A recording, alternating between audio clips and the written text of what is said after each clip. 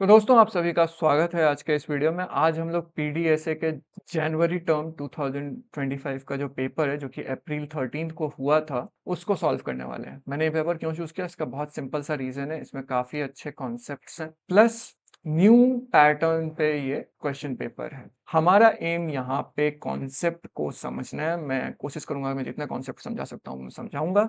उसके अलावा हम लोग इसके लॉजिक को भी देखेंगे कि क्या क्या लॉजिक है, क्या क्या किस तरीके से सॉल्व कर सकते हैं, क्या लॉजिक लगाना है, कहाँ पे लॉजिक नहीं लगाना है। कुछ इंपॉर्टेंट क्वेश्चंस भी हैं इसमें जो डिस्कस करूंगा, जो कि मैंने काफी देखा है रिपीट हो जाएंगे और मैं उसे मार्क भी कर दूंगा कि इंपॉर्टेंट है। और साथ ही साथ हम लोग कुछ टिप्स भी देखेंगे जो मैं अपने तरीके से यूज करता हूँ चीजों को सॉल्व करने के लिए, जिससे चीजें फास्ट हो जाती हैं। So that's very much it. चलिए शुरू करते हैं आज का पेपर।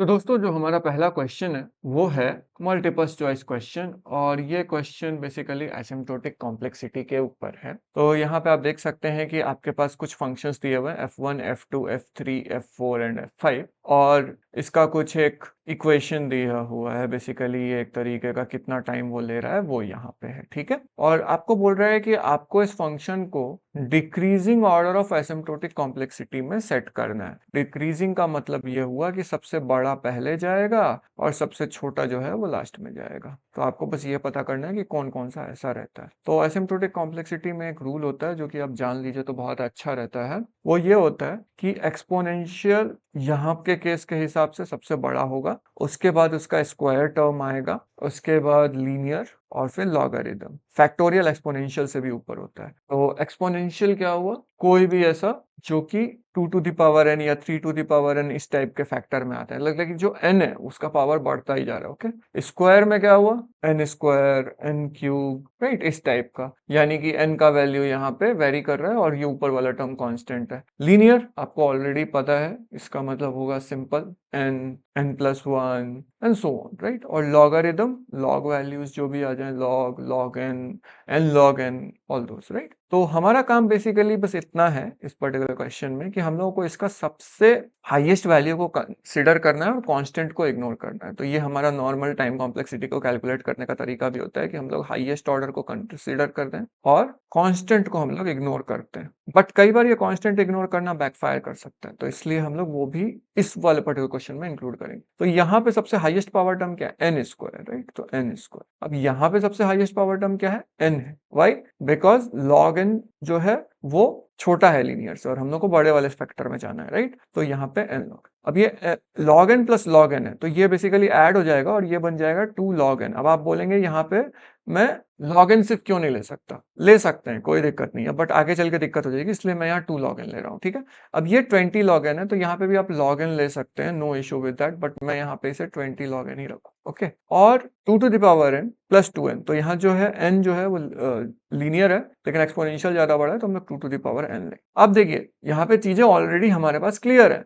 ये हमारा फर्स्ट टर्म जाएगा, राइट, ये हमारा दूसरा टर्म जाएगा, उसके बाद ये जो हमारा है ये तीसरा टर्म जाएगा बिकॉज ऑफ लीनियर, राइट। अब बचा यहाँ पे 2 log n और 20 log n। अब यहाँ पे कंफ्यूजन आ जाएगा, log n है तो फिर तो कंफ्यूजन हो जाएगा, राइट। इसलिए मैंने कांस्टेंट रखा। अब हम लोग क्या करेंगे, अगर चूंकि दोनों का वैल्यू सेम है तो हम लोग कांस्टेंट को कंपेयर करेंगे, ये बड़ा है या ये बड़ा है। ऑब्वियसली ये बड़ा है तो ये फोर्थ पे जाएगा और ये वाला फिफ्थ पे जाएगा, यानी ये सबसे छोटा हो जाएगा। सिंपल सा पॉइंट है। और वही चीज आपका यहाँ पे आ रहा है, F5 1 है, F1 2 है, F2 3 है, F4 4 है, F3 5 है, right. So this is the whole thing. ध्यान रखिएगा यहाँ कांस्टेंट को आपको रखना है, उड़ाना नहीं है ना। सो that's it for this particular question. अब हम चलते हैं नेक्स्ट क्वेश्चन की तरफ। दोस्तों हमारा जो नेक्स्ट क्वेश्चन है वो भी एक मल्टीपल चॉइस क्वेश्चन है और ये काफी इजी क्वेश्चन है मेरे अकॉर्डिंग। इसमें आपको बोलता है consider the problem of searching a value x in a list L of length n arranged in increasing order. What is the minimum and maximum number of iteration required to find x using binary search? तो जहां भी binary search आ जाएगा वहां पे log का काम जरूर होगा, ऐसा नहीं होगा कि वो लॉग नहीं होगा। वाई? बिकॉज बाइनरी सर्च की प्रॉपर्टी होती है कि वो डिवाइड करता है और फिर उस डिवीजन के अंदर फिर फर्दर डिवीजन करता है और मिड टर्म निकाल के कैलकुलेट करता है। आप बाइनरी सर्च जानते हैं, मैं ये एज्यूम कर रहा हूँ, नहीं जानते हैं तो मैं रिसोर्स दे दूंगा, आप वहां से देख सकते हैं। ओके, अब यहाँ ये क्वेश्चन बोल क्या रहा है? ये बेसिकली ये बोल रहा है कि आपके पास एक लिस्ट एल है जिसका लेंथ एन है, से यहाँ पे E1 एलिमेंट 1 है, E2 एलिमेंट 2 है, E3 एलिमेंट 3 है, E4 एलिमेंट 4 है, ऐसा करते करते En है जो कि एलिमेंट n है, राइट? टोटल n एलिमेंट्स हैं और आपको बताना है कि टाइम रिक्वायर्ड कितना होगा अगर बाइनरी सर्च के थ्रू हम लोग जाते हैं, और मिनिमम और मैक्सिमम नंबर ऑफ आइट्रेशंस कितने लगेंगे। तो यहाँ दो पॉसिबल केसेस हो सकते हैं। तो पहला केस ये हो सकता है कि हम लोगों का जो भी वैल्यू है उसका मिडिल एलिमेंट, लेट्स से यही हमारा मिडिल है, तो मिडिल एलिमेंट ही हम लोगों को जो फाइंड करना है वो वैल्यू हो। और अगर ऐसा केस है तो हम लोग एक ही आइट्रेशन में कर लेंगे, तो O ऑफ 1 है। तो याद रखिएगा, बाइनरी सर्च का जो बेस्ट केस होता है वो मिडिल एलिमेंट, अगर जो वैल्यू हम लोग सर्च कर रहे हैं वो होता है तो वो बेस्ट केस होता है, ठीक है।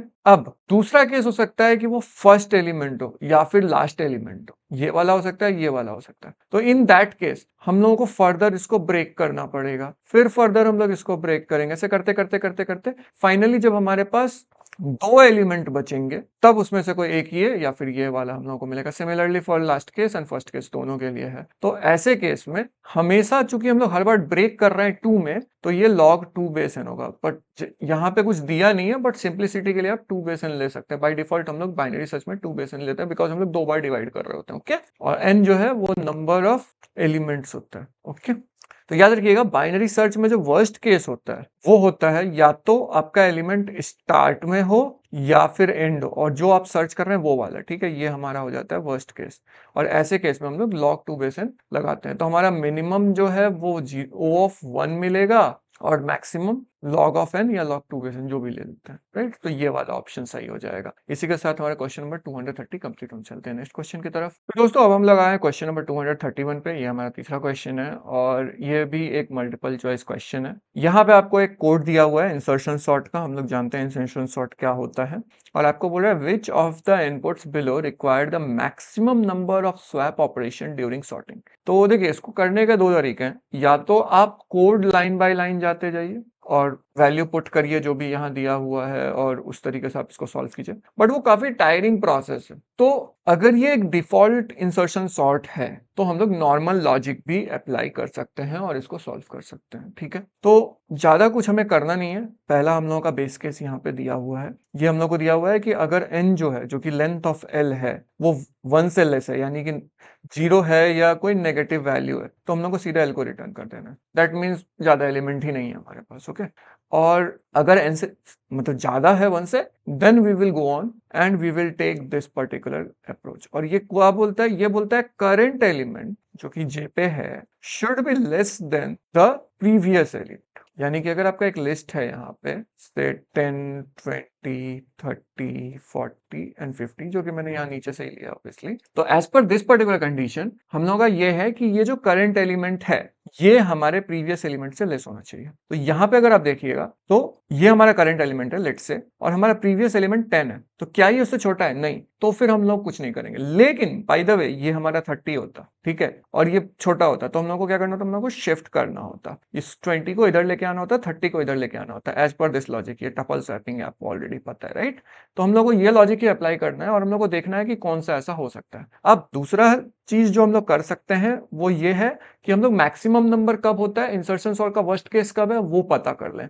इंसर्शन सॉर्ट का वर्स्ट केस हमेशा आपका अगर डिसेंडिंग में हमारा लिस्ट है तो होता है। वाई? बिकॉज तब आपको मैक्सिमम सॉर्ट करना पड़ेगा। यानी अगर आप इसको ऐसा ले लीजिए 50, 40, 30, 20 एंड 10, तो आप देख सकते हैं कि हमारा जो करंट एलिमेंट है लेट्स से 40, राइट, वो हमारे प्रीवियस एलिमेंट से हर बार छोटा होगा। तो मतलब हमको इसको शिफ्ट करना होगा, इसको इधर, फिर इसको इधर, फिर इसको इधर, इसको इसको इसको इधर, फिर इसको इसको इसको और इसको, ऐसे करते करते हम लोग को सबसे मैक्सिमम टाइम स्वैप करना पड़ेगा। और इसलिए जो भी अरे इस टाइप का होगा वही हम लोगों का आंसर होगा। तो यहाँ पे आप देख सकते हैं कि ये हमारा असेंडिंग ऑर्डर, तो यहाँ पे दिक्कत नहीं है, एक्चुअली मिनिमम के लिए है। ओके, क्योंकि मिनिमम स्वैप है, कोई स्वैप ही नहीं है यहाँ पे, अगर आप देखिए तो, राइट। ये नेगेटिव वैल्यू, तो ये यहीं पे खत्म हो जा रहा है, ओके। तो इसलिए ये ऑप्शन रॉन्ग है। यहाँ देखिए जो मैंने बोला है 50 40 30 10, तो ये सही है। 10 30 ये अनऑर्डर्ड है, इसमें आपको थोड़ा सा स्वैपिंग करना पड़ेगा, लेकिन यहाँ हमें कैलकुलेट नहीं करना है, तो हम इसको अभी के लिए इग्नोर करेंगे। हमारा मैक्सिमम केस होगा, यानी डिसेंडिंग ऑर्डर। हमेशा याद रखिएगा,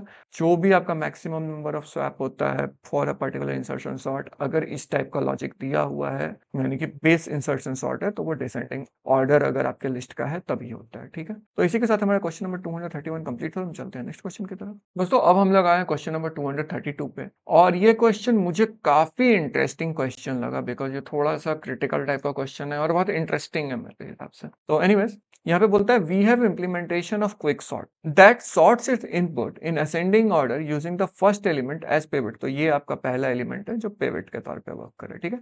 this implementation is run on the following inputs. ये आपका दो इनपुट है T1 और T2। जो आपका, तो यहाँ टाइम कॉम्प्लेक्सिटी बोल रहा है कि इनपुट 1 और input 2 respectively, which of the following statement is true. क्या T1 T2 से लेस है, T1 ग्रेटर देन है T2 है, या फिर T1 इक्वल टू T2 है। यहाँ ऑब्वियसली आंसर है, बट देखते हैं ऐसा क्यों है। तो बिफोर एनीथिंग आपको यहाँ पे क्विक सॉर्ट के बारे में पता होना चाहिए कि क्विक सॉर्ट एक्चुअली कैसे काम करते हैं, बिकॉज उसके बिना ये दिक्कत होगा। तो सबसे पहली चीज जो करता है वो करता है सॉर्टिंग। आपका जो भी लिस्ट है उसको ये सॉर्ट कर देगा ascending order by default, okay. उसके बाद ये पिवट चूज करता है। तो यहाँ पे हमें बोला गया ये फर्स्ट एलिमेंट ही चूज करेगा, यानी कि आइदर ये चूज करेगा या फिर ये चूज करेगा, और फिर ये एक सब अरे क्रिएट करेगा। सब अरे इन द सेंस दो पार्टीशन करेगा। एक पार्टीशन में आपका x लेस देन पिवट हो, तो लेट्स से 10, तो 10 से लेस जो भी वैल्यूज होंगे वो इस वाले में चले जाएंगे, और दूसरे वाले में x ग्रेटर देन पिवट होगा। तो पिवट को मैं p से डिनोट कर रहा हूँ। तो यहाँ पे लेट्स से n, तो n से जितने भी ग्रेटर हैं वो इधर वाले में चले जाएंगे, या 10 से जो भी ग्रेटर है इधर वाले में चले जाएंगे। अब क्विक सॉर्ट का एक बहुत घटिया चीज है कि वो उसका जो वर्स्ट केस है वो O ऑफ n स्क्वायर होता है, और वो तब होता है जब आपका जो पार्टीशन है वो बहुत ही अनइवन हो। अनइवन इन द सेंस कि आपका एक अरे ऑलमोस्ट एम्प्टी हो और दूसरा अरे जो है वो ऑलमोस्ट फुल हो, मतलब बराबर तरीके से डिवाइड नहीं हुआ हो। और अगर आप इस दोनों केस को देखिएगा तो दोनों में सेम कहानी हो रहा है। वाई?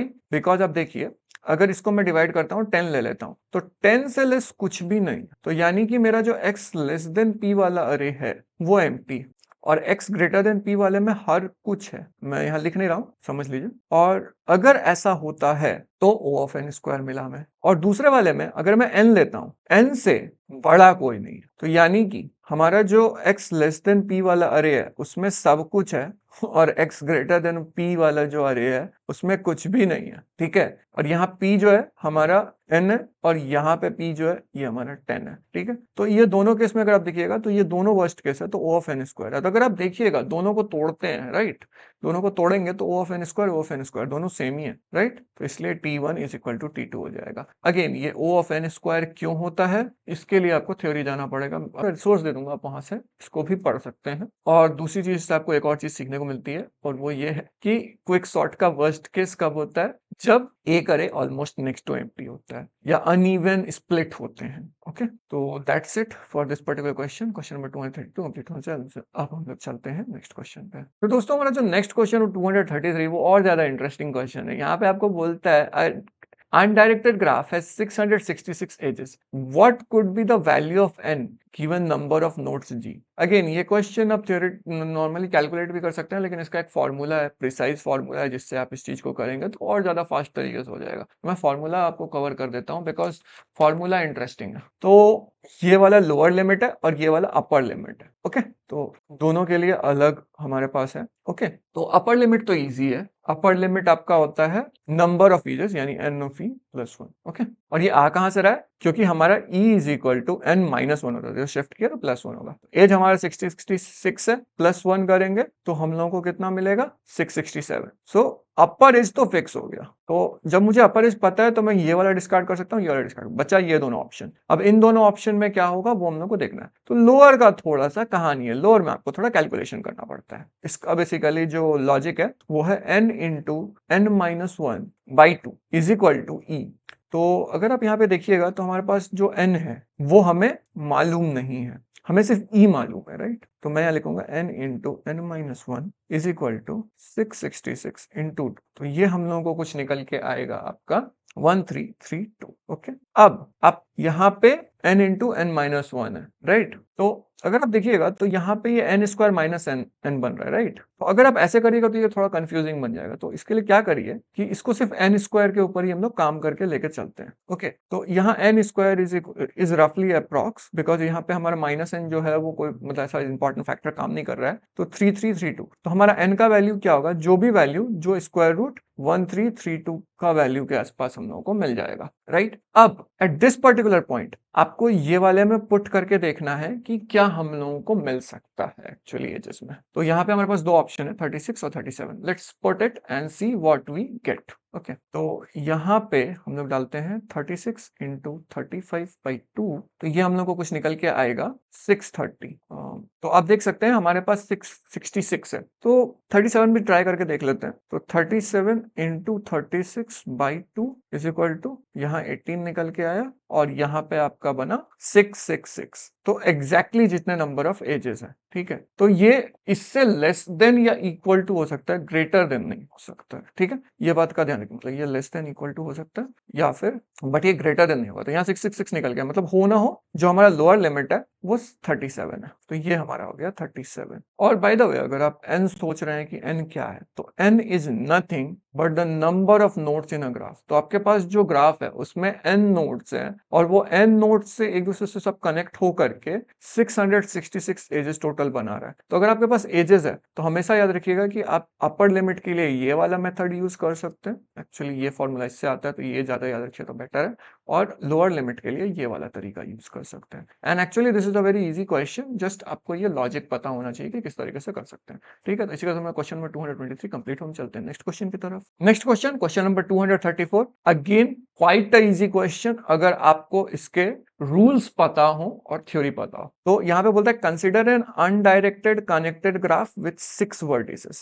6 वर्टिसेस हैं, which of the following is possible listing of degree in vertices of the graph. So क्या डिग्री हो सकता है। अब ये डिग्री का मतलब आउट डिग्री, इन डिग्री भी हो सकता है, कुछ भी हो सकता है, बट यहाँ पे हम लोग जस्ट नॉर्मल डिग्री कंसिडर कर रहे हैं। तो यहाँ पे बस ये पूछ रहा है कि पॉसिबल लिस्टिंग क्या क्या हो सकती है। तो याद रखिएगा degree of an undirected connected graph हमेशा एक इवन नंबर होगा।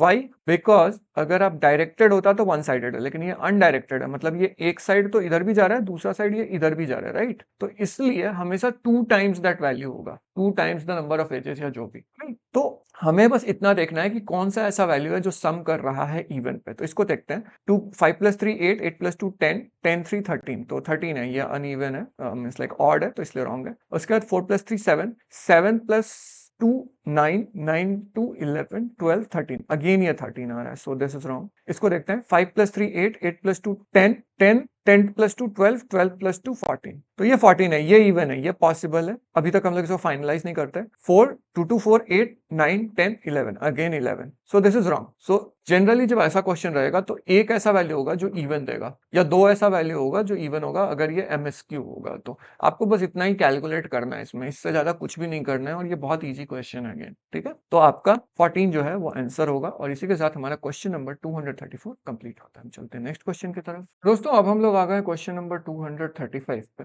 और ये क्वेश्चन एक बाइनरी ट्री का क्वेश्चन है। इसमें ये बोलता है in a binary tree if number of nodes with 2 children are 7, the number of leaf nodes are what. Means आपके पास एक बाइनरी ट्री है जिसमें जो नोड्स हैं 2 चिल्ड्रन के वो 7 हैं, और नंबर ऑफ लीफ नोड्स कितने होंगे ये हम लोगों को बताना है। तो देखिए इसका फॉर्मूला है, मैं फॉर्मूला बता देता हूँ, बट मुझे लगता है कि कहीं ना कहीं इसका इंट्यूशन समझना बहुत इंपॉर्टेंट है, बिकॉज अगर इंट्यूशन समझे तो बहुत बेनिफिशियल रहेगा। तो पहले मैं फॉर्मूला ही बता देता हूँ। तो अगर आपके पास इस टाइप का कोई रिलेशन है जहां आपके पास बाइनरी ट्री है और नंबर ऑफ 2 चिल्ड्रंस वाले नोड्स दिए हुए हैं, तो लीफ नोड का रिलेशन जो निकल के आता है वो बेसिकली होता है n2 + 1 is equal to number of leaf nodes. ये बेसिक सिंपल सा लॉजिक है। और यहाँ पे आपके पास दिया हुआ है कि आपके पास n2 जो है यानी number of nodes with 2 children वो 7 है, +1 कीजिए तो यहाँ आ गया 8।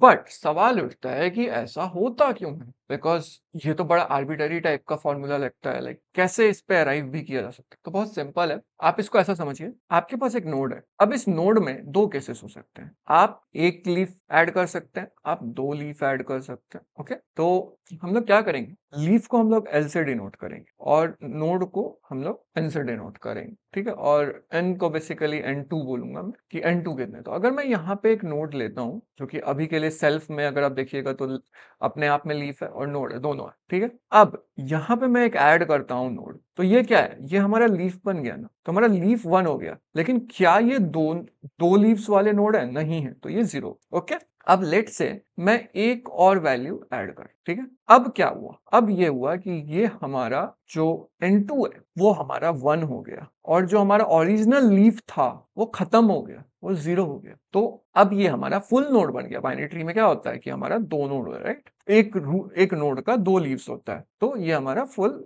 नोड बन गया। लेकिन एट व्हाट कॉस्ट, वो बहुत इंपॉर्टेंट है, राइट। तो मैं वो लिख देता हूँ यहाँ पे। आप इसको नॉर्मली अगर करिएगा भी तो आपको समझ आ जाएगा, बट यहाँ पे मैं सिंपली के लिए लिख देता हूँ, यू लूज 1 लीफ, जो कि हमारे पहले केस में था, राइट। ये पहले अकेला लीफ था, लेकिन वो ऐसा है नहीं, अब हमारे पास 2 लीफ है और एक नोड है में से। यू लूज 1 लीफ, यानी ये वाला लीफ ये कर दिए, but gain 2 additional ones. So the leaf node increases by 1. तो N2 तो आपको पता चल गया ना कि कहां से आया, ये हमारा N2 बना, राइट। लेकिन लीफ 1 कहां से आ रहा था, वो हमारा पॉइंट था, राइट। तो हर बार जब आप ऐड कर रहे हैं एक लीफ पे एक लीफ, तो आप ओरिजिनल लीफ को भूल जा रहे हैं और दो नया लीफ बन रहा है। तो वो दो नया लीफ तो N2 से आ रहा है, लेकिन चूंकि आपका ऑलरेडी एक लीफ था उसमें आप एक ऐड कर रहे हैं, इसलिए वो 1 भी यहाँ पे आ रहा है। सो थोड़ा सा काउंटर इंट्यूटिव लगता है, बट अगर आप इसको खुद से करिएगा तो आपको और ज्यादा क्लैरिटी मिलेगा। सो दैट्स इट। आप इस फॉर्मूला को भी याद रख सकते हैं, आप ये इंट्यूशन भी याद रख सकते हैं, आपकी मर्जी।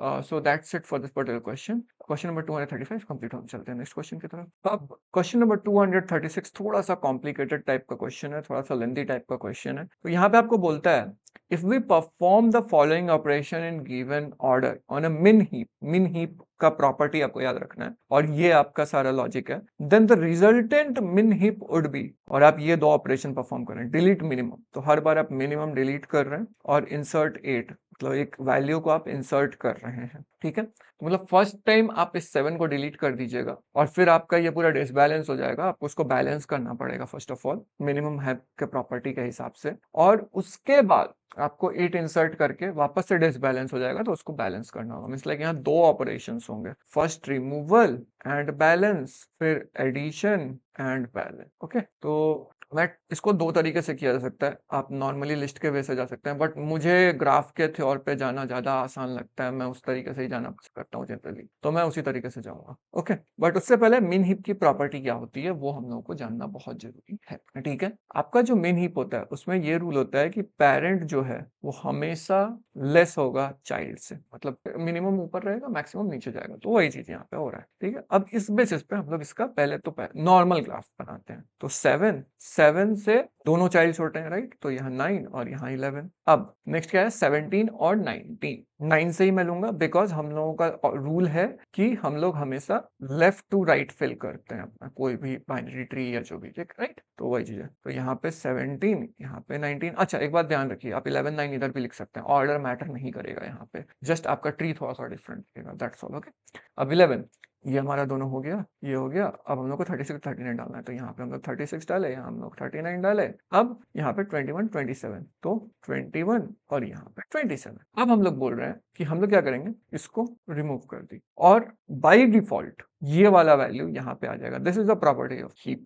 कि जो मिनिमम है वो स्ट्रक्चर को ये करेगा। लेकिन जब ये 27 यहाँ आया तो ये पूरा डिसबैलेंस हो गया, राइट, क्योंकि हमारा पेरेंट जो है वो बहुत हाई है। तो हम लोग यहाँ पे ऑपरेशन परफॉर्म करेंगे और हम लोग हीपीफाई करेंगे, हीपीफाई डाउन यहाँ पे करेंगे। अब हीपीफाई डाउन करता क्या, कुछ नहीं, कंपेयर करो एंड स्वैप करो, that's all what it does. तो हम लोग क्या कंपैरिजन करेंगे, आप लाइक बहुत सारे तरीके से कंपैरिजन कर सकते हैं, बट अभी के लिए बहुत सिंपल सा हम लोग रखते हैं। हम लोग सारे इंटरनल नोट से कंपेयर करेंगे, तो ये सारे जितने भी हैं 9 11 17 19 सबसे कंपेयर करेंगे और इंटरनल नोट्स पे लेंगे, ठीक है। तो अब हमारा 27 यहाँ पे है ना। अब चूंकि यहाँ 9 से भी 27 बढ़ा था तो ये नीचे गया, लेकिन 17 से भी बढ़ा था, राइट। तो ये वाला भी अप हुआ और ये वाला भी अप हुआ, तो ये 17 यहाँ पे आ गया और 9 इधर आ गया। इसको आप ऐसा समझिए कि आप इसको ऐसे पकड़ के उठा दे रहे हैं, दैट्स ऑल। और आपका दोनों जो इधर का दोनों नोट था वो शिफ्ट हो जा रहा है। तो 9 17 हो गया। उसके बाद हमारा 11 वाले को हम लोग टच नहीं कर रहे हैं, 11 वाला कुछ नहीं है, अपनी जगह पे एकदम सेफ एंड साउंड है। ये वाले को हम लोग कुछ टच नहीं कर रहे हैं, हम लोग जो भी ऑपरेशन कर रहे हैं वो इस तरफ वाले में कर रहे हैं, राइट? हम लोग कर रहे हैं 17।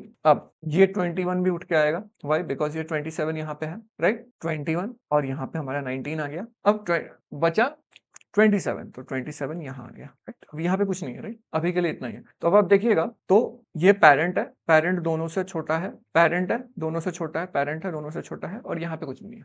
लेकिन अभी हमारे पास एक जगह है जहां हम लोग कुछ फिल कर सकते हैं, राइट? तो ये हमारा डिलीट के बाद बैलेंस हुआ। लेकिन अब हमारे पास एक नया प्रॉब्लम है। नया प्रॉब्लम ये है कि हम लोगों को 8 भी इंसर्ट करना है, तो 8 ऑब्वियसली यहाँ कहीं इंसर्ट होगा। अब आप देखिएगा, तो ये वाला फिर इसको डिसबैलेंस कर रहा है, राइट? तो अब क्या करेंगे, अब हम लोग हीपीफाई अप करेंगे, यानी अगेन कंपेयर करो और ऊपर बढ़ाते जाओ। अगर ये वाला जो है वो पहले वाले से छोटा है, अप करते जाओ। तो अगर वैसा करिएगा तो फिर अगेन शिफ्टिंग होगी और सब कुछ होगी। तो जैसे ये 8 है ना, देखने से ही समझ आता है कि ये यहाँ कहीं 8 आएगा, तो 9 जो है वो शिफ्ट हो जाएगा, 11 अपनी जगह, ये वाला पार्ट इंटैक्ट ही रहेगा, ये चेंज नहीं होगा, ओके?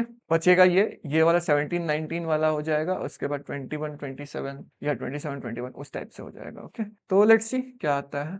देखते हैं, जगह कहीं है मेरे पास, हाँ। So let me just make it. तो यहाँ पे 8 था ऊपर, अगर आप देखिएगा तो ये वाला जो है ये इससे स्वैप हुआ, मैं ऐसे स्वैप बता रहा हूँ, ठीक है? फिर यहाँ स्वैप और फिर यहाँ स्वैप, तो ये वाला नीचे आएगा, राइट? तो कैसा हम लोगों का बन जाएगा, ये बन जाएगा कुछ ऐसा 8, उसके बाद 9, इधर वाला चीज तो इंटैक्ट है, वो चेंज नहीं हो रहा, 36 और 39, ये तो ऐसा ही कैसा है। अब 9 के बाद हमारा क्या आता है, 9 के बाद हमारा आता है, नीचे गया ना, राइट? तो 9 17, हाँ। अब हमारा आ जाएगा 17, इधर आ जाएगा 19, इधर आ जाएगा 27, बिकॉज ये हमारा ऑलरेडी 27 है, और इधर आ जाएगा 21। So now this will be your final. So let's see कौन सा मैच कर रहा है। 8 9 11, 8 9 11 19, या 19 कैसे आ रहा है, यहाँ तो 17 आना चाहिए, राइट? 9 के बाद यहाँ पे 17 आना, तो लेफ्ट से जा रहा है, राइट? 17 आना चाहिए, सो दिस इज रॉन्ग। यहाँ पे भी सेम, इसलिए रॉन्ग। यहाँ पे 17 आ रहा है, लेकिन फिर यहाँ पे 19 आ रहा है, ओके। फिर 36 आ रहा है, फिर 39 आ रहा है, 36 39, ओके ठीक है। फिर 21 27 नहीं आएगा, यहाँ 27 21 आएगा, बिकॉज हम लोग यहाँ नीचे जाते जा रहे हैं, राइट? नीचे की है, नीचे की है, तो 17 जब नीचे आया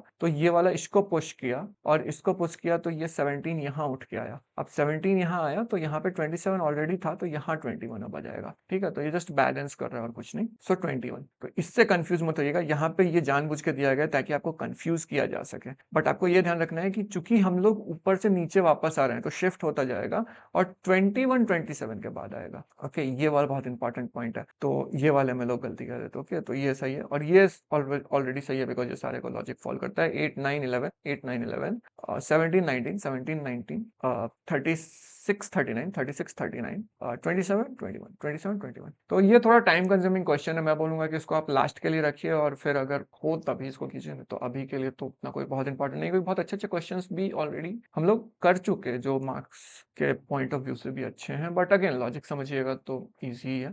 तो इसी के साथ हमारा क्वेश्चन नंबर 236 कंप्लीट, हम चलते हैं नेक्स्ट क्वेश्चन की तरफ। दोस्तों अब हमारा क्वेश्चन है क्वेश्चन नंबर 237, और ये बोलता है while inserting the element 16 8 19 13 26 21 23 14 and 31 in an empty binary search tree in a sequence zone, the element at the maximum depth. Again ये आपको ग्राफ बनाना पड़ेगा, अगर आप ऐसे करना चाहें तो कर सकते हैं, लेकिन ग्राफ बना के कीजिएगा तो ज्यादा इजी पड़ता है, इसलिए मैं तो ग्राफ ही यूज करता हूँ। तो सबसे पहली चीज तो आपको ये जानना है कि बाइनरी सर्च ट्री का लॉ, मतलब लाइक लॉ क्या है। लॉ ये है कि स्मॉल हमेशा लेफ्ट जाएगा और बिग हमेशा राइट रहेगा, irrespective of what your parent is. मतलब पेरेंट के बेसिस पे हम लोग कंपेयर करेंगे, not from the root, okay? तो 16 हमारा आ गया, 16 से छोटा है ना 8, तो 8 इधर आया। 16 से बड़ा है ना 19, तो 19 इधर आया। अब 13 देखिएगा, तो 16 से 13 छोटा है तो इधर जाएगा, राइट? लेकिन 18 से 8 से 13 बड़ा है तो राइट में चला जाएगा, राइट? तो 13 यहाँ आ गया।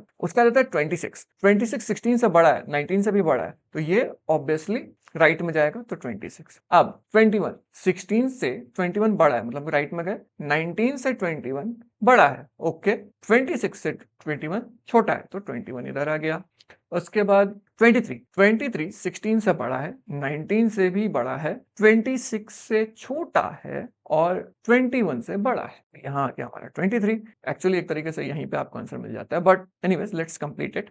14 16 से छोटा है, 8 से बड़ा है, तो 13 यहाँ पे है, 8 से बड़ा है तो 13 में गया, यहाँ पे हमारे पास एलिमेंट है राइट, तो 13 पे गया। अब 13 से नीचे कुछ भी नहीं है और यहाँ पे 13 से ये बड़ा है, तो हम लोग अगेन इसको राइट में लेंगे और ये 14 हो गया। अब बचा हमारा 31। 31 कहाँ आएगा? 16 से बड़ा है, 19 से बड़ा है, 26 से बड़ा है, तो यहीं पे हमारा 31 आ जाएगा। वाई? बिकॉज 26 से बड़ा है और यहाँ पे कुछ भी नहीं था राइट, तो यहाँ पे खत्म। तो आप देख सकते हैं कि आपका जो मैक्सिमम डेप्थ पे कोई वैल्यू है वो है 23। so that's is your answer. तो इस तरीके से आप बना लीजिए तो ज्यादा इजी है, आपको बहुत शॉर्ट में सॉल्व हो जाएगा। ओके, तो इसी के साथ क्वेश्चन नंबर 237 कंप्लीट हो। चलते हैं नेक्स्ट क्वेश्चन की तरफ। दोस्तों नेक्स्ट क्वेश्चन एक्चुअली काफी इजी क्वेश्चन है, बट अगेन इसमें थोड़ा सा कंफ्यूजन आता है, तो थोड़ा सा ध्यान रखिएगा। यहाँ पे आपको हफमैन इनकोडिंग बनाना है।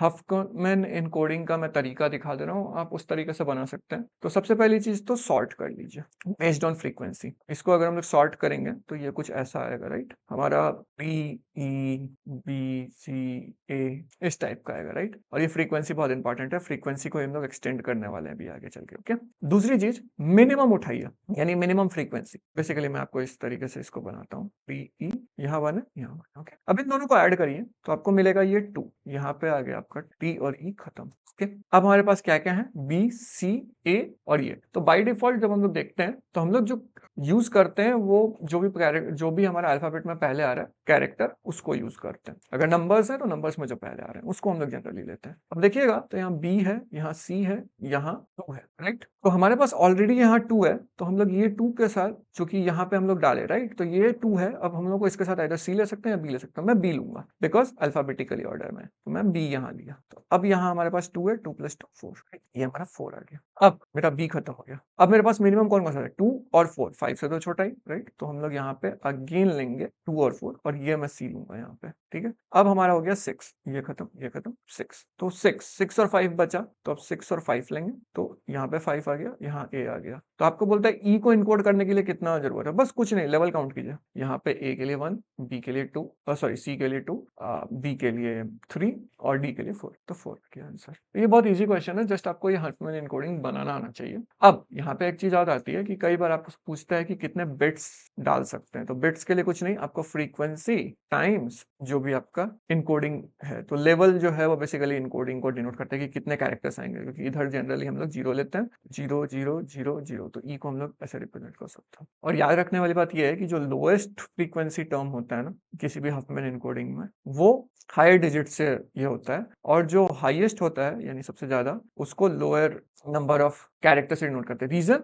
हम लोगों को स्पेस बचाना है, और इसका बहुत ज्यादा अच्छा यूज क्रिप्टोग्राफी में होता है। Again that is some other video where we can talk about this. So that's it, question number 238 इसी के साथ हम लोगों का कंप्लीट हो। चलते हैं नेक्स्ट क्वेश्चन की तरफ। तो दोस्तों अब हम लोग आ गए हैं क्वेश्चन नंबर 239 पे, और ये क्वेश्चन बोलता है इन्वर्सन को फाइंड करने के लिए। तो यहाँ बोलता है in a list 2 element L of I and L of J form a significant inversion if L of I is 2 times greater than L of J, I is less than J. The total number of significant inversion for Li is what? तो ये थोड़ा सा ना different type का question है, ये direct inversion नहीं, ये सिग्निफिकेंट इन्वर्जन पूछ रहा है, ये ध्यान रखना है। और ये L of I और L of J ही इसका ट्रिक है सॉल्व करने का। ये इजी क्वेश्चन है, ज्यादा हार्ड क्वेश्चन नहीं है, बस यहाँ पे थोड़ा सा कंफ्यूजिंग कर देता है। तो ये बस बोल रहा है कि L of I जो भी आपका एलिमेंट है at a position I should be greater than 2 times the L of J। तो यहाँ पे आप बेसिकली वैल्यू को कंपेयर कर रहे हैं, और I का वैल्यू हमेशा लेस देन J होना चाहिए। तो अगर I यहाँ पे 1 है तो 2, तो मतलब तभी हम लोग कन्वर्ट करेंगे। और ये जो लॉजिक है ये बेसिकली ये बस बोल रहा है कि 2 times L of J होना चाहिए। तो अगर हमारा L of J इसको लेते हैं, L of I ये लेते हैं, तो ये बोल रहा है 50 should be greater than 2 times 40। क्या ऐसा है? नहीं, अगर है तो ही वो इन्वर्सन काउंट होगा। सो this is the base idea for this particular question. तो हम लोग जो लॉजिक अप्लाई करेंगे वो सिंपल है, हम लोग ये वाले लॉजिक को फॉलो करते चलेंगे। तो इसको आप डायरेक्टली भी कर सकते हैं, बट मैं इसका एक अप्रोच दिखा रहा हूँ, बाकी आप कैलकुलेट कर सकते हैं और फिर उससे आप फाइंड आउट कर सकते हैं। तो चलिए, तो 50 का है ना, तो हमारा 50 है, 50 का केसेस क्या हो सकता है, 40। तो क्या 50 ग्रेटर देन होगा 40 times 2 के? ऑब्वियसली नहीं, तो फॉल्स। फिर आ गया हमारा 30, क्या 50 ग्रेटर देन होगा 30 times 2 के? ऑब्वियसली नहीं, सो फॉल्स। फिर 20, क्या 50 ग्रेटर देन होगा 20 times 2 के? ऑब्वियसली हाँ, क्योंकि 50 इज ऑब्वियसली ग्रेटर देन 20। सो 50 मतलब 40 हम लोगों का पहले जाना चाहिए, तो एक इन्वर्सन हम लोगों को मिला। अब 10 के लिए भी देख लेते हैं, 50 greater then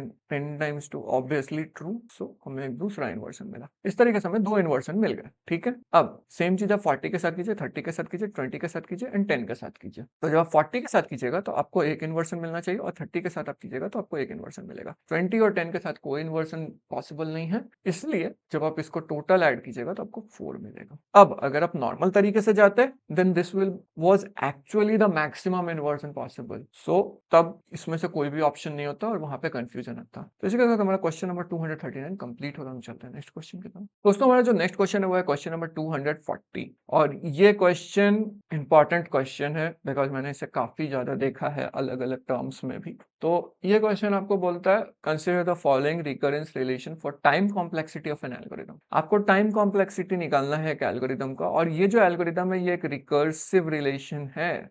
And how I can say this? Because you are getting a multiple and then a division and then the extra cost of doing rest of the things, ठीक है। और यहाँ बेस केस भी आपको दिया हुआ है, ये दूसरा हिंट है कि ये रिकर्सिव फंक्शन है, और जो तीसरा हिंट यहाँ है रिकरेंस रिलेशन है, राइट। तो ये बहुत इंपॉर्टेंट है। तो आपको पूछता है टाइम कॉम्प्लेक्सिटी क्या होगा। इसको करने के बहुत सारे तरीके हैं, बट मुझे सबसे सिंपलेस्ट मास्टर थ्योरम लगता है। मैं मास्टर थ्योरम से करता हूँ जनरली इस टाइप के question. Why? Because it suits the actual base case of the master theorem. तो मैं पहले मास्टर थ्योरम समझा देता हूँ, बिकॉज मास्टर थ्योरम समझ गए तो फिर आप ये क्वेश्चन तुरंत कर सकते हैं। तो सबसे पहली चीज जो आपको स्टेप 1 में करनी है वो ये करनी है कि मैप करना है फॉर्मूला पे आपका वैल्यू। तो फॉर्मूला बेसिकली ये है a of t n by b plus f of n। a पहला वैल्यू है, b डिवीजन वाला वैल्यू है, और f ऑफ n ये o ऑफ जो भी एक्स्ट्रा टर्म दे रहा है, राइट। तो ये एक्स्ट्रा कॉस्ट है, ओके। अब आपको इसके बाद क्रिटिकल एक्सपोनेंट कैलकुलेट करना है, जिसको हम लोग r के टर्म में डिनोट करें तो बेटर है। मैं जस्ट ऐसे यूज करता हूँ ऐसे टर्म्स। तो इसका जो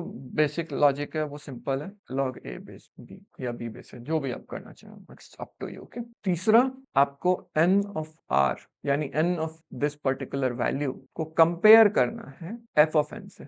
f ऑफ n हमारा ये था, राइट। तो ये चीज आपको करना। अब जब आप ये कंपेयर कीजिएगा तो आपको केसेस मिलेंगे। तो केस 1 हो सकता है कि आपका r ग्रेटर देन k हो। अब ये k कहां से आ रहा है? तो k जो है वो बेसिकली जब भी आप n ले रहे हैं, राइट, तो आपका जो भी फंक्शन है उसका जो पावर है वो है k। और इस दोनों के पीछे का रिलेशन क्या है मैं वो समझाऊंगा आपको, बट अभी के लिए इसको समझिए कि अगर यहाँ पे कुछ भी नहीं है तो ये 1 होगा, अगर यहाँ कुछ है जैसे n स्क्वायर n क्यूब तो k वैल्यू वो होगा, ठीक है। तो आपका जो r है यानी आपने जो ये कैलकुलेट किया ना, ये वैल्यू अगर ग्रेटर देन k है तो आप लेंगे o of n to the power r, और ये r क्या है हमारा, ये वाला, ठीक है। अगर केस 2 है यानी कि r जो है वो लेस देन k है तो आप लेंगे o of n to the power k, यानी ये वाला वैल्यू जो कि आपका ये वाला कॉस्ट फंक्शन है। और तीसरा वैल्यू है अगर r k के बराबर है तो आप दोनों का मिक्सचर लेंगे, यानी o of n to the power r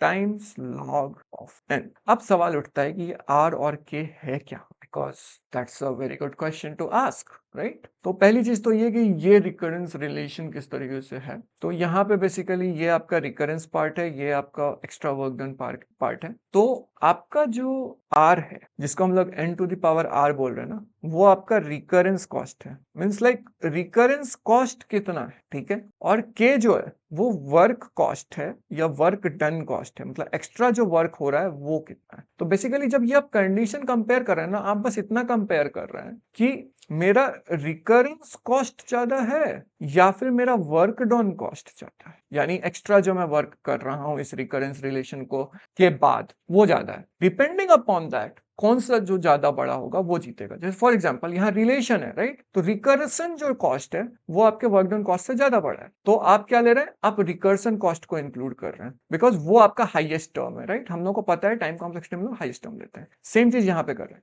यहाँ पे थोड़ा कॉम्प्लिकेटेड होता है बट आप बस अभी के लिए इसको समझ लीजिए। यहाँ पे भी इनडायरेक्ट वे में अगर आप देखिएगा तो आप रिकरेंस कॉस्ट ही ले रहे हैं बिकॉज तब मैटर नहीं करता उतना ज्यादा, लेकिन उसको बैलेंस करने के लिए हम लोग एक लॉग टर्म एक्स्ट्रा ऐड कर देते हैं बिकॉज वो नेगोशिएबल होता है compare to that. So end of the day आप अगर देखिएगा तो ये कुछ ऐसा ही बन के आ जाएगा, बट हम लोग लेते हैं for calculation simplicity. So that's the base idea behind the entire thing कि ये कैसे वर्क करता है और क्या करता है। तो मैं इस पॉइंट पर चाहूंगा कि आप इस चीज का एक स्क्रीनशॉट ले लीजिए बिकॉज मैं इसे अब रिमूव करने वाला।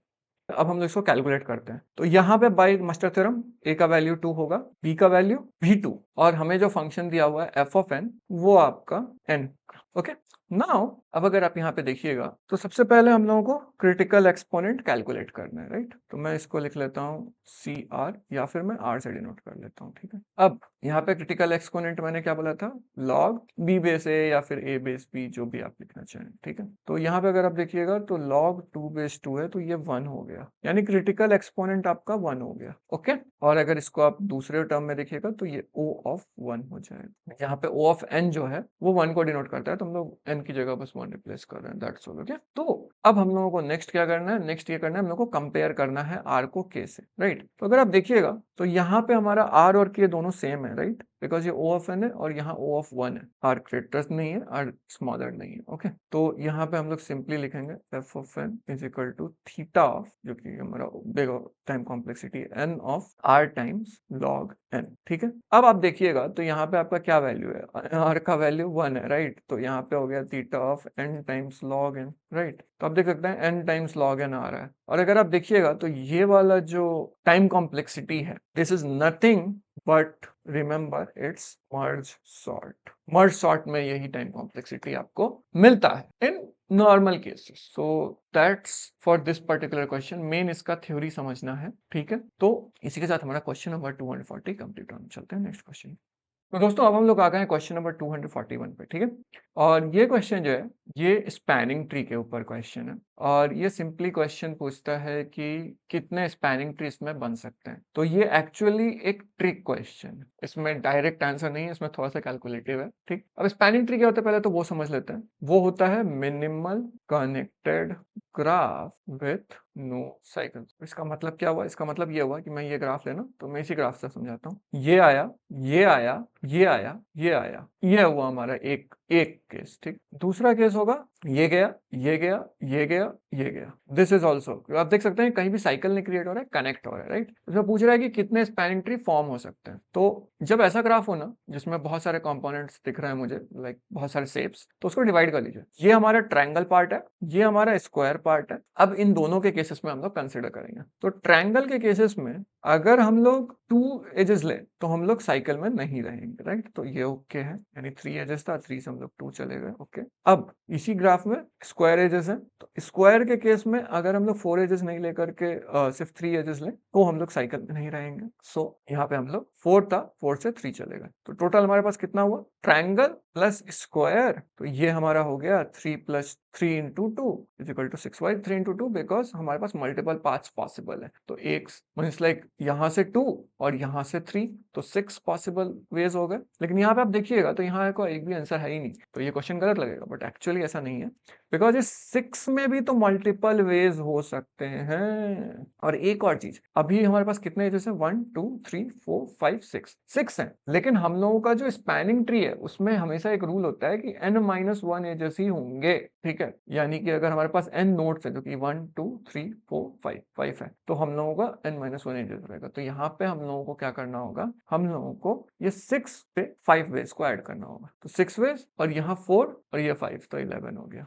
अब हो सकता है कि यहाँ पे मैं गलत हूँ, ये वाला आंसर भी गलत हो, नॉट श्योर, बट ऑलमोस्ट और कोई ऑप्शन दिख नहीं रहा है, तो may be this is the only possible way, because यहाँ n-1 एजेस होंगे। तो यहाँ पे हमारे पास n एजेस 1 2 3 4 5 6 एजेस हैं, हम लोगों को इसमें से एक को हटाना पड़ेगा, तो बचा हमारे पास 5 एजेस, और ऑलरेडी हमें इसको करने के 6 वेज मालूम है, क्योंकि 2 इधर और 4 इधर, 3 इधर, तो 6 + 5 टोटल हमारे पास 11 है। एक दूसरा रीजन यहाँ पे ये भी आता है कि अगर आप इसको रिमूव कीजिएगा तो ये अपने आप में एक साइकिल क्रिएट करेगा, राइट? ये जब साइकिल क्रिएट करेगा तो हम लोग को एक एज को और रिमूव करना होगा, तो टोटल 11 एजेस, तो उस सेंस में भी देखिएगा तो ये सही लगता है। So this was basic intuition question. इसमें यहाँ पे बस यही लॉजिक है कि जब आप इसको जोड़ते हैं, मतलब ये वाला रिमूव करते हैं, तो एक साइकिल फिर भी कनेक्टेड रहता है, और जनरली अगर आप इसको रिमूव कर दीजिएगा, इसको रहने दीजिएगा, तो भी साइकिल बना रहेगा। तो आपको इसको तो रिमूव करना ही है, साथ ही साथ कोई एक और एज को रिमूव करना है। उसके कैसे कितने पॉसिबल वेज हैं वो है, तो कॉम्बिनेशन से भी इसको कर सकते हैं, बट मैंने इसको इस तरीके से किया, ये ज़्यादा सिंपल मुझे लगा। तो this is question number 241 complete. अब हम चलते हैं नेक्स्ट क्वेश्चन की तरफ। तो दोस्तों अब हम लोग आ गए हैं क्वेश्चन नंबर 242 पे, और ये क्वेश्चन बोलता है what is the the maximum height of AVL tree with 9 nodes, consider the height of an empty tree is 0 and the height of the tree with single node is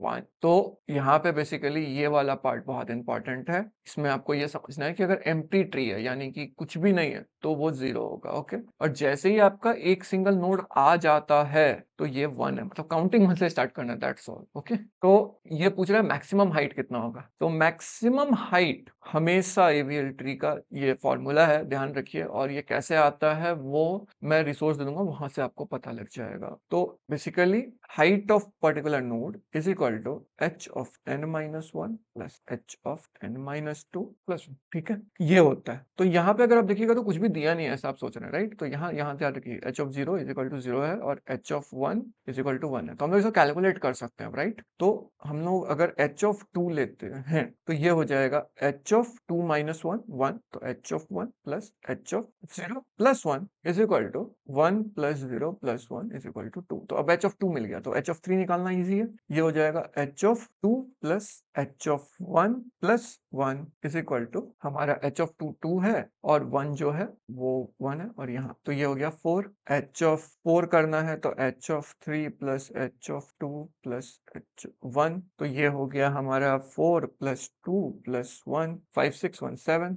h of 5 देखते हैं कितना आता है, तो h of 4 plus h of 3 plus 1 is equal to, h of 4 कितने हैं हमारे 7 plus 4 plus 1 8 9 10 11 12 12। अब आप एक चीज देखिए, आपके पास सिर्फ 9 नोड्स हैं और आप यहाँ पे 12 नोड से हाइट आ रहा है आपका, राइट। तो ऑब्वियसली ये तो नहीं हो सकता है, यानी कि आपका पॉसिबल केसेस क्या है, h ऑफ 4 मैक्सिमम वही जा सकता है क्योंकि वो 7 एकोमोडेट कर, हाइट जो है उसका 7 है, और यहाँ पे बोल रहे हैं AVL ट्री विथ 9 नोड्स, तो 9 नोड्स में 7 अगर हाइट है तो आराम से एकोमोडेट हो जाएगा, राइट। हाइट अगर नंबर ऑफ नोड्स आप ले रहे हैं, राइट। सो आपका आंसर 4 है। अब मैं यहाँ छोटा सा इंट्यूशन ड्रॉप कर देता हूँ, लाइक ये क्यों हो रहा है, यहाँ पे मैं वो छोटे से मैं लिख दे रहा हूँ, मे भी शायद किसी काम आ जाए। तो आपके पास इनिशियली रूट नोड होता है, तो ये एक नोड है, तो अभी अगर आप डिफरेंस देखिएगा तो 1 है। याद रखिएगा AVL ट्री एक बैलेंसिंग ट्री होता है, उसमें हमेशा एक रूल होता है कि आपका जो हाइट है वो लेफ्ट सब ट्री का या राइट सब ट्री का, सब ट्री मतलब अगर ये मैं बना रहा हूं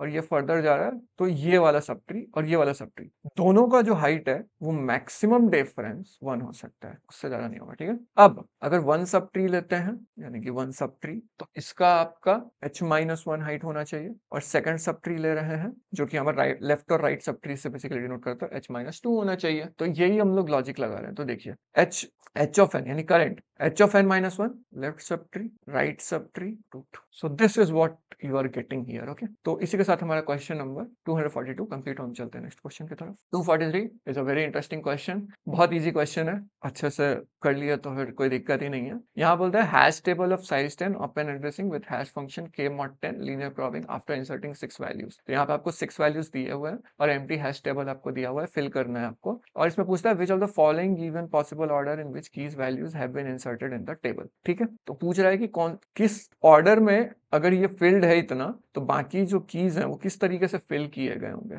और यहाँ पे addressing hash scheme k mod 10 मतलब मॉड्यूलो निकालना है, रिमाइंडर निकालना है, और लीनियर प्रोबिंग +1 से मींस अगर नहीं है उस जगह पे से फिल्ड है तो नेक्स्ट वाले पे मूव करो, ऐसे फिल करते हैं, जहां भी एम्प्टी मिले वहां पे फिल कर दो। So that's linear probing. कई बार इसको चेंज भी कर देते हैं बट अभी के लिए इतना ही है। तो इसके लिए बेस्ट तरीका ये है कि आप ऑप्शंस के साथ जाइए, आप एक्चुअली कैलकुलेट कीजिए और देखिए कि कहाँ पे मिस कॉन्फ़िगरेशन है और फिर वहां पे आप सॉल्व कर सकते हो। तो सबसे पहला वाला देखते हैं 13। तो 13 मॉड्यूलो 10 3 होता है, राइट। तो ये तो अपने सही जगह पे है, राइट। 24 मॉड्यूलो 10 होता है तो 4 होता है, तो ये भी अपने सही जगह पे है। 32 मॉड्यूलो 10 होता है तो ये 2 पे होना चाहिए, लेकिन यहाँ क्या 12 डिस्पेरेंसी, सेम इसी तरीके का डिस्पेरेंसी आपको इसमें मिलेगा। अब इसमें से कोई एक मैं बता देता हूँ, बाकी आप खुद कैलकुलेट कर सकते हैं। लेट्स से 26 वाला ही लगता है। ओके, तो 26 मॉड्यूलो 10 6 होता है, तो 6 पे 26 है, right. So this is good. 12 modulo 10 2 होता है, 12 पे है, this is also good. 24 modulo 10 4 होता है,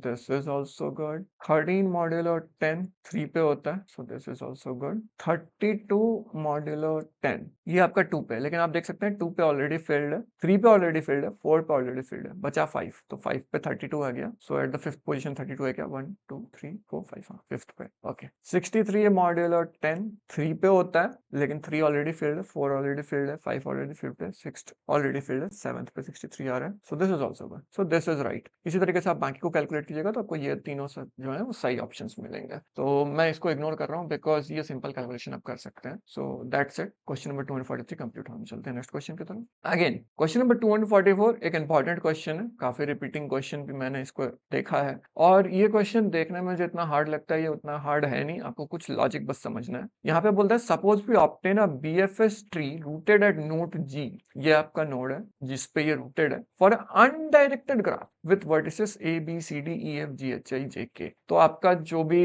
एक ग्राफ था उसके अंदर एक बीएफएस रन किया गया और आपको ये पर्टिकुलर ट्री मिला ओके अब बोलता है which of the following can not be an edge और एजेस इन ओरिजिनल ग्राफ में कौन एज नहीं हो सकता तो एक चीज ध्यान रखिएगा बीएफएस का रूल क्या है कि वो ये सब अलाउ करता है बीएफएस में अगर ये रूल्स फॉलो कर रहा है कोई नोड और लेवल तो वो ओरिजिनल ग्राफ में होगा पहला क्या है आई टू आई सेम लेवल पे अगर कोई नोड है तो वो हो सकता है हो okay i to i plus one means like यहाँ पे करंट लेवल और उसके नीचे वाले लेवल पे हो तो भी चलेगा कोई दिक्कत नहीं है वहां पे भी ये अलाउ करता है और आई सेम लेवल अगेन सेम वाला जो लॉजिक है वो लेकिन जो वो अलाउ नहीं करता है वो बहुत इंपॉर्टेंट है because उसी से आप इसको डिस्टिंग्विश कर सकते हैं और वो ये है कि 1 से ज्यादा कोई भी लेवल नहीं जा सकता इट्स लाइक आपका k अगर ग्रेटर देन 1 है तो नहीं जाएगा यानी कि अगर आपका i प्लस 2 है उस लेवल पे है तो ये नहीं होगा i प्लस 3 है तो क्यों नहीं होगा बिकॉज सपोज आपका h जो है यहाँ पे ये 1 लेवल पे है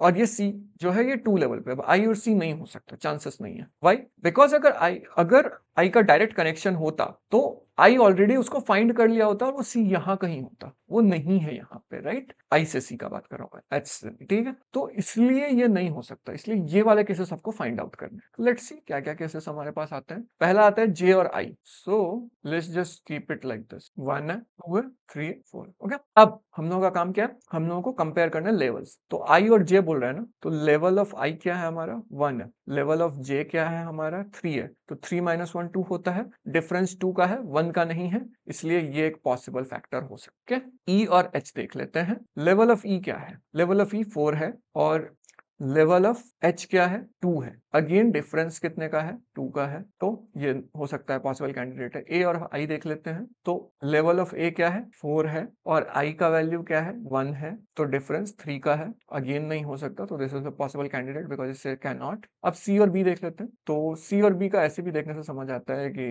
एक ही लेवल डिफरेंस होगा बट लेट्स सी 3 है और 2 है तो यहाँ पे आ गया 1 तो ये पॉसिबल है तो इसलिए रॉन्ग आंसर है ये पॉसिबल है ओरिजिनल ग्राफ में ई और ए भी ले लेते हैं ई और ए सेम ही लेवल पे है तो 0 हो जाएगा तो इनडायरेक्ट वे में अगर आपका level of that particular node and the node you are comparing is less than और equal to 1 you are in safe hand अगर लेवल ग्रेटर देन 1 चला जाता है यानी 2 3 4 कुछ भी चला जाता है then it is not possible in original graph क्योंकि मैंने रीजन ऑलरेडी ऊपर में बता ही दिया है ठीक है तो ये क्वेश्चन बहुत इजी है इजी तरीके से सॉल्व हो सकता है बस आपको ये लॉजिक याद रखना है अगर ये याद रखें तो फिर इजी है ठीक है इसी के साथ हम क्वेश्चन नंबर 244 कंप्लीट होने चलते हैं नेक्स्ट क्वेश्चन की तरफ नेक्स्ट क्वेश्चन 245 है अगेन एक थ्योरी क्वेश्चन है मैं इसमें ज्यादा कुछ नहीं बताऊंगा डायनेमिक प्रोग्रामिंग का क्वेश्चन है इसका रेफरेंस वीडियो में दे दूंगा वहां पे आप देख लीजिए डायनेमिक प्रोग्रामिंग के प्रॉपर्टीज अगर याद है तो ये क्वेश्चन बहुत इजी है तो पूछता है क्या ट्रू है it increases both time complexity and space complexity dynamic programming की खासियत ही ये है कि ये टाइम कॉम्प्लेक्सिटी को रिड्यूस करता है कैसे करता है हम लोग अभी आगे देखने वाले okay it space complexity yes it can increase that's right but ये टाइम कॉम्प्लेक्सिटी इंक्रीज करता है ये रॉन्ग है इसलिए रॉन्ग है it replaces recursion with iteration so no stack overflow errors तो आपको अक्सर देखे होंगे अगर रिकर्सन बहुत लंबे देर तक चलता रहता है तो आपको स्टैक ओवरफ्लो एरर आता है तो वो डायनेमिक प्रोग्रामिंग रिकर्शन को रिप्लेस कर देता है जिससे क्या होता है टाइम कॉम्प्लेक्सिटी घट जाता है time complexity in iteration okay तो ये सही है increases time complexity decrease space complexity just इसका अपोजिट है रॉन्ग ये डिक्रीज करता है टाइम कॉम्प्लेक्सिटी कितनी बार बोलूं पता नहीं इट अवॉइड्स कंप्यूटिंग सब प्रॉब्लम्स मोर देन वंस हाँ रिकर्सन काम क्या करता था? रिकर्सन हमारा काम ये करता था कि हम लोगों को ऑलरेडी अगर कुछ कैलकुलेटेड है, राइट? इस तरीके से, तो हम लोग हर बार इसके लिए कैलकुलेट करते थे, इसके लिए कैलकुलेट करते, इसके लिए कैलकुलेट, इसके लिए कैलकुलेट। लेकिन डायनेमिक प्रोग्रामिंग बोलता है नहीं, मैं कैलकुलेट नहीं करूंगा, मैं क्या करूंगा, मैं एक मेमोरी बना के रखूंगा, ये मेमोराइजेशन का टेक्निक है, और मैं उसमें ट्रैक करता रहूंगा। लाइक अगर मैं नोड ए को विजिट किया तो क्या उसका डेटा मेरे पास है, क्या मेरे पास बी का डेटा है, और मैं जस्ट चेक करूंगा कि अगर वो डेटा प्रेजेंट है तो मैं यहीं से फेच करूंगा, और फिर वहां से फर्दर अगर नहीं कुछ है तो मैं उसको कंप्यूट करूंगा। सो that is what dynamic programming. Dynamic programming का पैसा समझ सकते हैं, बहुत इजी तरीके से अगर देखें तो ये इस तरीके से बिल्ड हो रहा है। तो आप देखेंगे जब ये इस तरीके से बिल्ड हो रहा है, जैसे इसको रिवर्स करें इस तरीके से, तो आप देखेंगे क्या कि पहले लेयर 1 आपके पास ऑलरेडी है, अब लेयर 1 के बेसिस पे लेयर 2 मिल रहा है, लेयर 2 के बेसिस पे लेयर 3 मिल रहा है, लेयर 3 के बेसिस पे लेयर 4 मिल रहा है। मतलब आपके पास हमेशा डेटा अवेलेबल है जब आप नेक्स्ट को कैलकुलेट करने जा रहे हैं। इसका सिंपल सा एग्जांपल जो मुझे सबसे अच्छा एग्जांपल लगा था वो ये वाला था। इसको समझने के लिए ये वाला बहुत अच्छा है। अगर सिर्फ ये वाला पार्ट आप देखिए कि ये रिलेशन जो आ रहा है आपका, राइट, सिर्फ इतना वाला, ये काफी रिलेट करता है। बिकॉज आप देखिएगा तो करंट वैल्यू है और इससे पहले आपका प्रीवियस दोनों वैल्यू कंप्यूटेड है आपका, राइट? तो आपको कंप्यूट करने की जरूरत है नहीं। So this is what dynamic programming actually does, and that is why it reduces sub problem computation more than once. तो रिकर्जन का जो मेन प्रॉब्लम है वो ये सॉल्व कर देता है। That is the base idea of dynamic programming. मैं रिसोर्स दे दूंगा, आप वहां से डिटेल में ले सकते हैं और काफी अच्छे से समझ सकते हैं। क्वेश्चन 245 इसी के साथ कंप्लीट होता है। Next question is question number 246। काफी लंबा क्वेश्चन।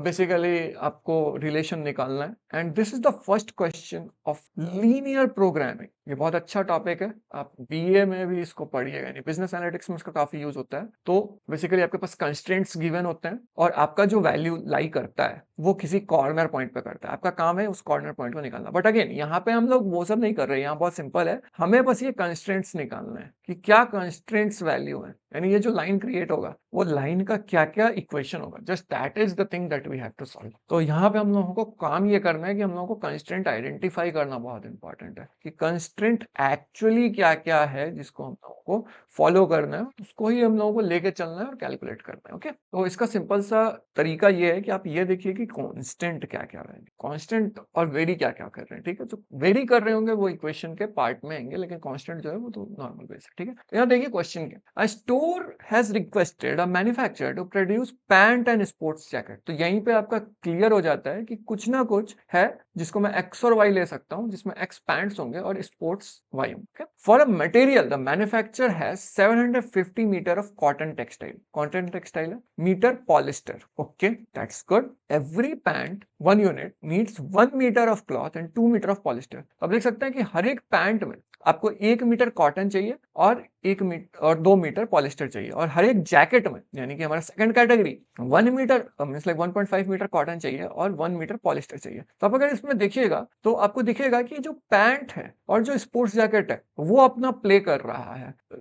पॉलिस्टर का जो भी डाटा का नीड है वो हम लोग इधर लगा दे रहे हैं, लाइक पैंट के साथ वो नहीं कर रहे। तो पैंट और जैकेट के बेस में खेला चल रहा है। तो जब भी हम लोग कैलकुलेट करेंगे इसका इक्वेशन या जो भी, तो उसमें एक्स और वाई वेरिएबल जरूर आएगा और हम लोगों को उसको कंसिडर करना है कि किस तरीके से इसको लेना है। Okay, the price of pant is fixed at ₹50 and jacket is 40। तो आप देख सकते हैं कि फिर से पैंट और जैकेट के बीच कंपैरिजन चल रहा है। तो comparison is very important to find. Okay, let x and y be the number of pants and number of jackets respectively. Objective function is to maximise the total sale value z. तो ये आपका main objective function. Again ये आपका वो function नहीं है जो आपको मिनिमाइज करना है या कुछ भी करना है, आपको कंस्ट्रेंट इसके बेसिस पे निकालना है। लाइक ये जो है इसको मैक्सिमाइज करते हुए आपके रूल्स को आपको फॉलो करते हुए ऐसे एक्स और वाई के वैल्यू निकालना है। बट यहाँ पे हम लोग को बस कंस्ट्रेंट लगाना है। If a problem is formulated as linear programming problem, which of the following is और are not a valid constant for a given problem. ध्यान रखिए, नॉट अ वैलिड कांस्टेंट बोल रहे हैं। ठीक है, तो सबसे पहली चीज जो इसमें आपको करनी है वो है आइडेंटिफाई करना है कांस्टेंट्स। तो यहाँ पे पैंट और स्पोर्ट्स जैकेट के बेसिस पे हो रहा है, और दूसरा कंस्टेंट हमें कॉटन पॉलिस्टर मिल रहा है, वेरिएबल फैक्टर। उसके बाद दूसरा प्राइस हमारा एक वेरिएबल फैक्टर है। ठीक है, तो अब हम लोग कैलकुलेट करते हैं। यहाँ पे अभी एक्स और वाई को हम लोग नहीं देखे। ओके, तो सबसे पहले मटेरियल कैलकुलेट करते हैं कि मटेरियल जो था, मटेरियल में बस क्या था, कॉटन था और पॉलिस्टर था। अब आपको याद हो तो हमने देखा कि जैकेट और पैंट दोनों में कॉटन यूज हो रहा है, दोनों में पॉलिस्टर यूज हो रहा है। तो क्या हम लोग इंडिपेंडेंटली कैलकुलेट करेंगे या फिर हम लोग साथ में कैलकुलेट करेंगे? तो अगर मुझे कॉटन सिर्फ निकालना है तो मुझे कॉटन का कंजम्पशन पूरा यूज पता करना होगा, यानी कि मुझे पैक जैकेट और पैंट दोनों के कंजम्पशन को कैलकुलेट करना होगा, राइट? तो हम लोग उस बेसिस पे इसको लेके चलने वाले हैं, ठीक है? अब देखिए यहाँ पे तो हमारे पास जो दो कंस्ट्रेंट दिए हुए हैं वो ये है कि जो हमारा कॉटन है वो टोटल हमारे पास 750 है और जो पॉलिस्टर वो टोटल 1000 है। तो अगर मुझे सिर्फ कॉटन कैलकुलेट करना है तो ऑब्वियसली मुझे जो भी वैल्यू लेना है वो 750 से लेस होना चाहिए, और अगर मुझे पॉलिस्टर कैलकुलेट करना है तो जो भी होना चाहिए वो ऑब्वियसली लेस देन 1000 होना चाहिए। This is very important for us, okay? अब कॉटन कैलकुलेट करना है। कॉटन हम लोग कैसे कैलकुलेट करेंगे? तो पैंट का लेंगे और जैकेट का लेंगे। तो पैंट हम लोग एक्स से ले रहे हैं, राइट? तो यहाँ पे मैं 1x लिख सकता हूँ या x लिख सकता हूँ, प्लस कितना हम लोगों को जैकेट के लिए चाहिए 1.5। एक कंस्ट्रेंट ये बना जो कि यहाँ पे है, तो ये ऑलरेडी एग्जिस्ट करता है इसलिए रॉन्ग है, ओके? पॉलिस्टर के लिए क्या हमारे पास है? पॉलिस्टर के लिए हम लोगों का है कि 2 मीटर पॉलिस्टर लेना है। किसके लिए? तो पैंट के लिए। पैंट को हम लोग क्या डिनोट कर रहे हैं? x, okay? और जैकेट 1 मीटर पॉलिस्टर लेना है। किसके लिए? जैकेट के लिए। जैकेट को क्या डिनोट कर रहे हैं? y, तो y ये आ रहा है हमारा लेस देन 1000, राइट? तो ये चीज हमारे कहीं पे भी है नहीं है। यहाँ पे क्या आ रहा है? x प्लस 2y 750, ये हमारा देख रहे हैं कि ये एग्जिस्ट नहीं करता, तो ये रॉन्ग है। 50x plus 40y is less then 1000।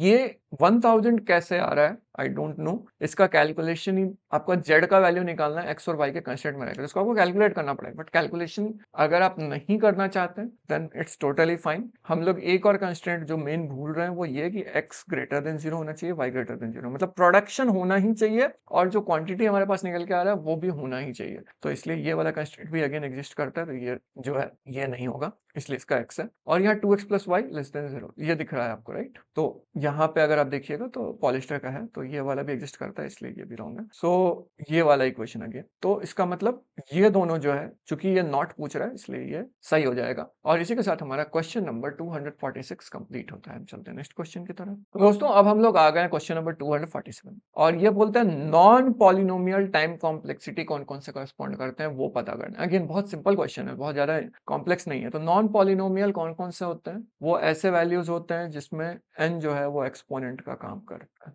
यानी कि वेरिएबल जो है वो एक्सपोनेंट का काम करता है। इसका सिंपल एग्जांपल है 2 to the power n, 3 to the power n up to n factorial, ऐसे ऐसे वैल्यूज, ठीक है? और जो पॉलिनोमियल है उसमें n कांस्टेंट रहता है। इसका सिंपल सा एग्जांपल है आपका n स्क्वायर, n क्यूब, इस टाइप का। तो ये जो आपका n है यहाँ पे कांस्टेंट, राइट? ये चेंज नहीं हो रहा। इवन दो लॉग भी, क्योंकि लॉग को हम लोग जनरली लिख सकते हैं, या फ्रैक्शन हो गया तो उसको भी हम लोग वैसा ले सकते हैं। दूसरी चीज, जो पॉलिनोमियल है वो लीनियर टर्म्स से भी बने होते हैं, यानी उसका जो डेटा, उसका जो ग्रोथ रेट है वो स्लो है, वो लीनियर टाइम में ही बढ़ता है as per input. But non polynomial जिसको एक्सपोनेंशियल बोल सकते हैं, तो नॉन पॉलिनोमियल जो होते हैं उनका बढ़ जाता है बहुत fast. Run time grows fast with increase in input size. Input size हम लोगों का वो n है, राइट? तो अगर से मैं यहाँ पे 2 टू द पावर 100 करूं तो ये तो इतना बड़ा हो जाएगा कि हम लोग सोच भी नहीं सकते, राइट? तो आंसर आपको यहीं पे मिल रहा है। बट लेट्स से हम लोग ये देख लेते हैं कि इसको कैसे सॉल्व करना है। तो ये वाला का अगर देखिएगा तो हाईएस्ट टर्म लेंगे तो o of m square plus n square, linear term है तो ये नहीं होगा।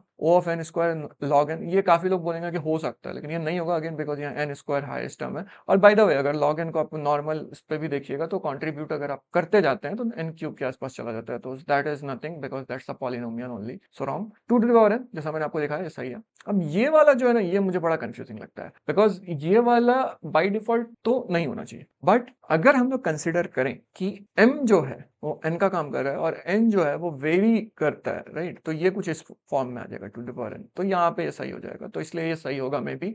बट इसको एक बार आप क्रॉस वेरीफाई जरूर कर लीजिएगा, ये बहुत इंपॉर्टेंट है। o of n square again एक पॉलिनोमियल क्वेश्चन, तो इसका ऑप्शन ही नहीं है, ठीक है? इसी के साथ हमारा क्वेश्चन नंबर 247 कंप्लीट होता है और बहुत इजी क्वेश्चन है। सो अब हम लोग नेक्स्ट क्वेश्चन पे चलते हैं। तो दोस्तों नेक्स्ट क्वेश्चन हमारा क्वेश्चन नंबर 248 है और ये बोलता है कि हम लोग को डिजिक्स्ट्रा एल्गोरिथम लगाना है minimum cost to reach vertex a to e। अब मैं इसको बहुत सारे तरीके से कर सकता हूँ, बट मींस लाइक इसका एक वे है फॉलो करने का। तो आपको यहाँ a से लेके e जाना है। अब आप देखिएगा तो डायरेक्टली 8 बन रहा है, लेकिन हो सकता है इससे कोई शॉर्टर पाथ भी अवेलेबल हो हमारे पास, तो वो कौन से हो, वो चीज इंपॉर्टेंट है, राइट? तो डिजिक्स्ट्रा एल्गोरिथम में दो चीजें होती हैं। पहला, आप सबसे मिनिमम पाथ कैलकुलेट करते हैं, मिनिमम पाथ कैलकुलेट करते हैं पहली चीज। इसको कैलकुलेट करने के लिए आप सबसे पहले मिनिमम एज लेते हैं, ओके?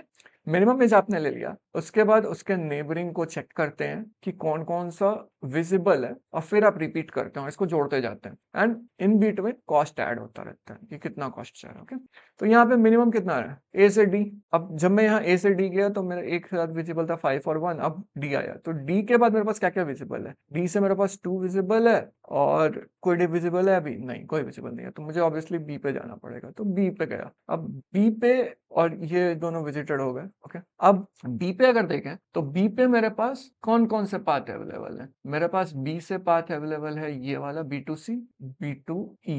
इसमें मिनिमम पाथ कौन सा, मिनिमम पाथ है 3 वाला, राइट। और विजिबिलिटी किसमें ये हो रहा है, तो यहाँ पे एक चीज आ रही है जो मैं ध्यान नहीं दिया, वो ये था कि हम लोग कॉस्ट ऐड कर रहे हैं, राइट। तो कॉस्ट को मैं यहाँ पे लिखते जाता हूँ। तो सबसे पहले जब हम 1 से यहाँ गए तो 1 + 2, अब 2 के बाद हम लोग अगर 3 जाते हैं तो कितना बचा हमारे पास, 3 + 2 6 1 7, और इधर अगर हम लोग जाते हैं तो 1 + 2 + 4। तो चलिए यहाँ पे एक छोटा सा एक्सपेरिमेंट करके देखते हैं कि सी पे अगर मैं जाता हूँ, सी पे मेरा गया मैं 7, तो 7 गया, राइट, सी पे आया, तो अब ये वाला विजिटेड है, तो मैं इसको रिवर्ट बैक नहीं कर सकता, बट अभी के लिए लेट्स से कि मैंने इसे बस होल्ड पे डाला हुआ है, ठीक है। जस्ट यहाँ पे एक इंट्यूशन है क्योंकि ये ट्रिक क्वेश्चन है। ओके, तो सी पे मैं गया, अब सी पे मैं गया तो मेरे पास क्या क्या विजिबल है, एक 7 ही विजिबल है, इसके अलावा तो कुछ विजिबल नहीं है, तो मुझे ऑब्वियसली 7 लेना पड़ेगा। ये मैं सी के केस के लिए देख रहा हूँ। 7 + 7 कितना होता है, 14 होता है। अरे बाबा, ये तो बहुत ज्यादा है।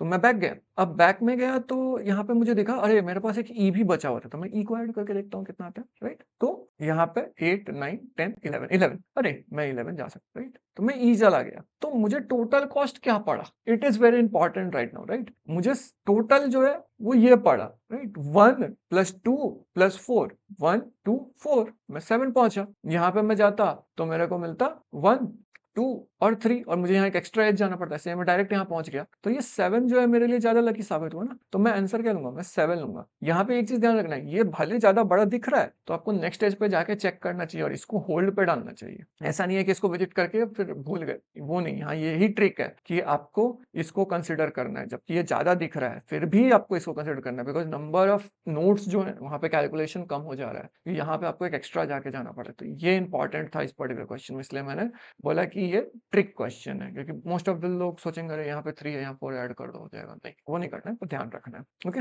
और यहाँ 8 जो है ये तो आपको कंसिडर ही नहीं करना। So that is the base idea for Dijkstra algorithm. Minimum edge calculate करो, नेबर को चेक करो और उसका कॉस्ट ऐड करते जाओ, जहां पे भी कॉस्ट ऐड नहीं मतलब ज्यादा हो रहा है वहां से कम वाले पे देखो, ठीक। सो इसी के साथ हमें क्वेश्चन नंबर 248 कंप्लीट है। चलते हैं नेक्स्ट क्वेश्चन की तरफ। तो दोस्तों अब हम लोग आ गए हैं क्वेश्चन नंबर 249 पे, और ये क्वेश्चन आपसे बोलता है कि आपके पास एक ग्राफ है और आपको बोलता है weight of the minimum spanning tree for the given graph. तो आपको ऑलरेडी स्पैनिंग ट्री तो आपको पता ही है, स्पैनिंग ट्री को निकालने के लिए हम लोगों के पास 2 टाइप का एल्गोरिथम है, बैलेंसफोर्ड एंड क्रुस्कल, बट हम लोग क्रुस्कल यूज करेंगे बिकॉज वो बहुत ईजी है और उसको हम लोग बहुत आसानी से इंप्लीमेंट भी कर सकते हैं। तो मैं यहाँ पे क्रुस्कल यूज करूंगा, उससे ज्यादा कुछ यूज नहीं करने वाला हूँ।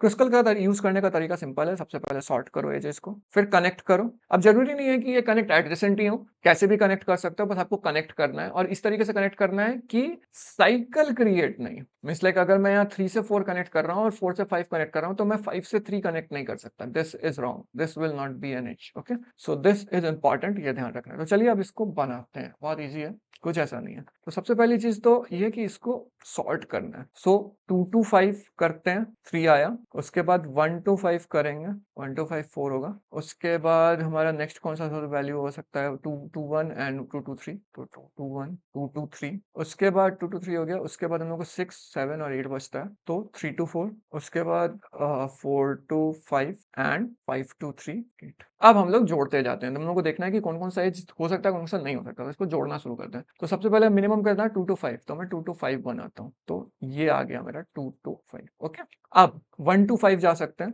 तो मैं 5 को 1 से कनेक्ट कर सकता हूँ, नोट्स यहाँ जोड़ दे रहा हूँ, ठीक है। 1 से कनेक्ट किया, यहाँ पे मैं लिखता भी जाता हूँ 3 + 5। ओके, अब क्या मैं 2 से 1 जा सकता हूँ या 1 से 2 जा सकता हूँ, नहीं, ये दिख रहा है मुझे ग्राफ पे साइकिल क्रिएट हो रहा है, मैं ये स्किप कर दूंगा। ओके, अब 2 to 3 जा सकता हूँ क्या मैं, हाँ ऑब्वियसली जा सकता हूँ, क्यों नहीं जा सकता। तो यहाँ पे मैं 5 ऐड किया, फिर 5 ऐड हुआ। ओके, अब 3 से मेरे पास 8 भी ऑप्शन है, 6 ऑप्शन है, 7, तो मैं 6 पे जाऊंगा, तो 3 से मैं 4 जा सकता हूँ, राइट, मैं 4 गया। अब 4 पे मेरा 6 आ गया, तो फिर 6 ऐड करो। अब क्या मैं 4 से 7 5 जा सकता हूँ? 4 से 5 जाऊंगा, साइकिल क्रिएट हो जाएगा। 5 आप देख सकते हैं, राइट, 4 5 2 3 साइकिल क्रिएट हो जाएगा। और इधर अगर मैं जाऊंगा 5 3 से, तो यहाँ पे आ जाएगा 5 3, तो मतलब बेसिकली ये कनेक्ट हो जाएगा 4 3 5, यहाँ 5 3, तो साइकिल हटाना है मुझे, तो इसलिए मैं इतना ही रहने दूंगा। तो यहाँ से मैं 1 से 5 गया तो 4, मैंने यहाँ 5 लिख दिया, तो that is wrong. 4 3 5 6, so 4 plus 3 plus 5 plus 6, so 5 6 9 9 18, so this is our answer. तो इस तरीके से आप कैलकुलेट कर सकते हैं। ये क्रुस्कल एल्गोरिदम का लॉजिक है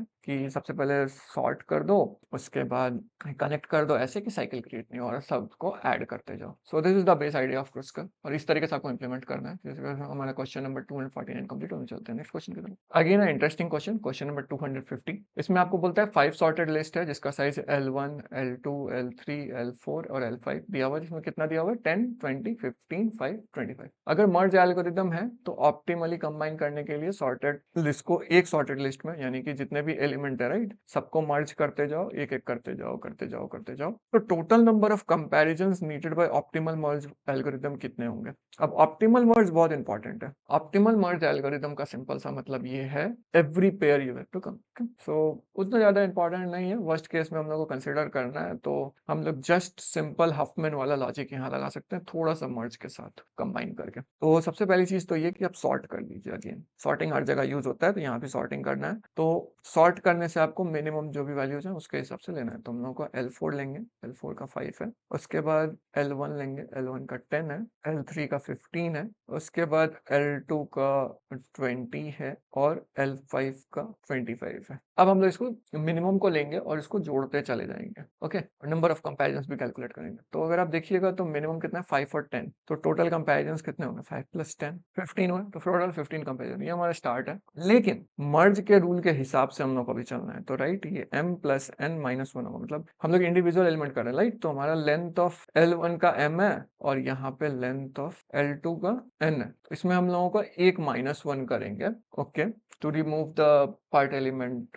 ओके, तो यहाँ पे हमारे पास 15 है, तो 15 माइनस 1 इज इक्वल टू 14 है। ओके, ये 14 हमारा पहला है। टोटल हम लोग को इतने करने हैं, बिकॉज एक तो हम लोग का ऑलरेडी कंसिडर। ओके, अब ये जो 15 है इसको हम लोग ऐड कर देंगे अपने। अब देखिए कंपैरिजन कीजिए, किस किसका बचा हुआ है, 15 15 बचा है, 20 15 बचा है, मिनिमम कितना है 15 15, तो 15 प्लस 15 इज इक्वल टू 30, और यहाँ पे चूंकि हम लोग n इंटू n माइनस 1 करेंगे तो 30 माइनस 1, तो यहाँ 29 हो जाएगा, लेकिन ये 30 हम लोग यहाँ पे ऐड कर देंगे। ओके, ये हमारा दूसरा हो गया। अब यहाँ 30 है, यहाँ 20 है, यहाँ 25 है, राइट। तो अब मिनिमम कितना बचा 20 और 25, राइट। तो 20 प्लस 25, तो इसको ऐड करेंगे तो 45 होगा, लेकिन -1 करेंगे तो 44 एलिमेंट होगा, तो यहाँ पे 44। अब हमारे पास 15 खत्म हो गया था यहाँ से, यहाँ L5 L10 L15 खत्म, उसके बाद L20 भी अभी जस्ट खत्म हुआ, और अब हमारे पास ये दोनों लास्ट कंपैरिजन भी तो बचे हैं, इनको भी तो कंसिडर करना है। नंबर ऑफ एलिमेंट्स इन दोनों के अरे के भी तो हैं, L1 L2, तो इसको भी जोड़ना है। तो 30 प्लस 45 इज इक्वल टू कितने हुए हमारे, तो ये हो गए हमारे 75, -1 करेंगे तो ये हो जाएगा हमारा 74। अब कुछ भी बचा नहीं है लिस्ट में, तो एम्प्टी है, तो 74। तो अब हम लोग कैलकुलेट करेंगे, सबको सम करते हैं, तो 14 प्लस 29 प्लस 44 प्लस 74, तो इसका आंसर कुछ 161 के आसपास आपका आएगा। आप चाहें तो कैलकुलेट कर सकते हैं। सो this is how you solve it. तो ये जो है, ये नंबर ऑफ एलिमेंट्स, आपको ये ट्रैक रखना है, इसको उड़ाना नहीं है, ये बहुत इंपॉर्टेंट है। ये नंबर ऑफ एलिमेंट्स है और ये आपका नंबर ऑफ कंपैरिजन है। तो मैं इसके एक नोट्स का पूरा PDF भी अटैच कर दूंगा, उसमें मैंने ये सारी चीज लिख दी है कि किस तरीके से आप कर सकते हैं, और इसका पूरा अप्रोच क्या यूज किया था मैंने, तो आप उसको फॉलो भी कर सकते हैं। जैसे मैं क्वेश्चन नंबर 250 कंप्लीट हम चलते हैं नेक्स्ट क्वेश्चन की तरफ। दोस्तों, ये जो क्वेश्चन नंबर 251 है, ये I think one of the most easiest question है इस पर्टिकुलर क्वेश्चन पेपर का। इसमें आपको मीडियन ऑफ मीडियन लगाना है। तो मीडियन ऑफ मीडियन बेसिकली करता ये है कि जो भी आपका n वैल्यू है उसमें डिवाइड कर देता है आपके एक बड़े से लिस्ट को। सो लेट्स से 5 है, तो 5 का हर बार बनाएगा। अब जरूरी नहीं है कि 5 ही हो, 5 से 4 भी हो सकता है,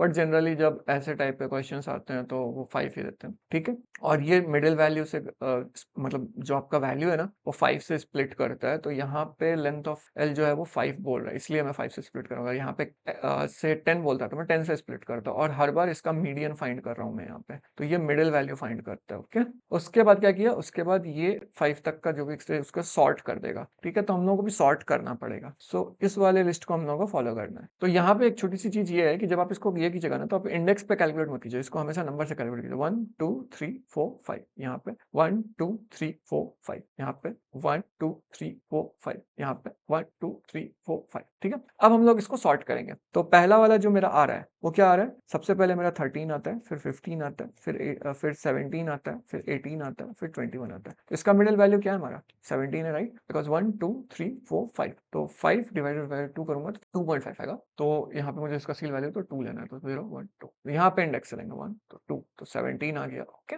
दूसरे वाले का मैं अगर सॉर्ट करूँ तो यहाँ पे आपका आता है 12, उसके बाद 19, फिर 20, फिर 24 और फिर 27। तो अब अगर यहाँ पे देखिएगा तो यहाँ पे मिडिल वैल्यू क्या है, 20 आ रहा है। ओके, फिर 3 को सॉर्ट करते हैं तो यहाँ पे क्या आ रहा है आपका, इसको सॉर्ट करेंगे तो 12 13 14 15 16, राइट, यहाँ पे हमारा आ गया 14 और यहाँ पे 4 हो गया, तो यहाँ पे आ जाएगा 10 11 17 18 एंड 19, तो इसका भी 17 आ जाएगा। अब इनका भी हम लोगों को एक लिस्ट बनाना पड़ेगा, थोड़ा सा कैलकुलेटिव जरूर है लेकिन अर्थ है। तो 14 17 17 एंड 20 अगेन। अब अगर इसका मिडिल वैल्यू मैं फिर से लूंगा जो कि है 1 2 3 4 4 डिवाइड बाई 2 आता है, तो second value so 17, so that's your answer. In case आप 0 से भी इंडेक्स कैलकुलेट करके लेके चलते तो भी आपको 17 मिलता, बिकॉज वो कॉमन है, तो मैंने करके देखा इसलिए मैं बता रहा हूँ। सो this is how you solve median of medians. आपको जस्ट लिस्ट बनाना है, लिस्ट का मीडियन वैल्यू सॉर्ट करना है, मिडिल वैल्यू निकालना है, फिर से सॉर्ट करना है और फिर मिडिल वैल्यू निकाल के खत्म कर देना है। सो this is one of the easiest question. बस हाँ, थोड़ा सा टाइम कंज्यूमिंग है, तो आप इसको थोड़ा सा टाइम लेके बनाएं और ध्यान से बनाएं, क्योंकि कई बार यहाँ से लिखने में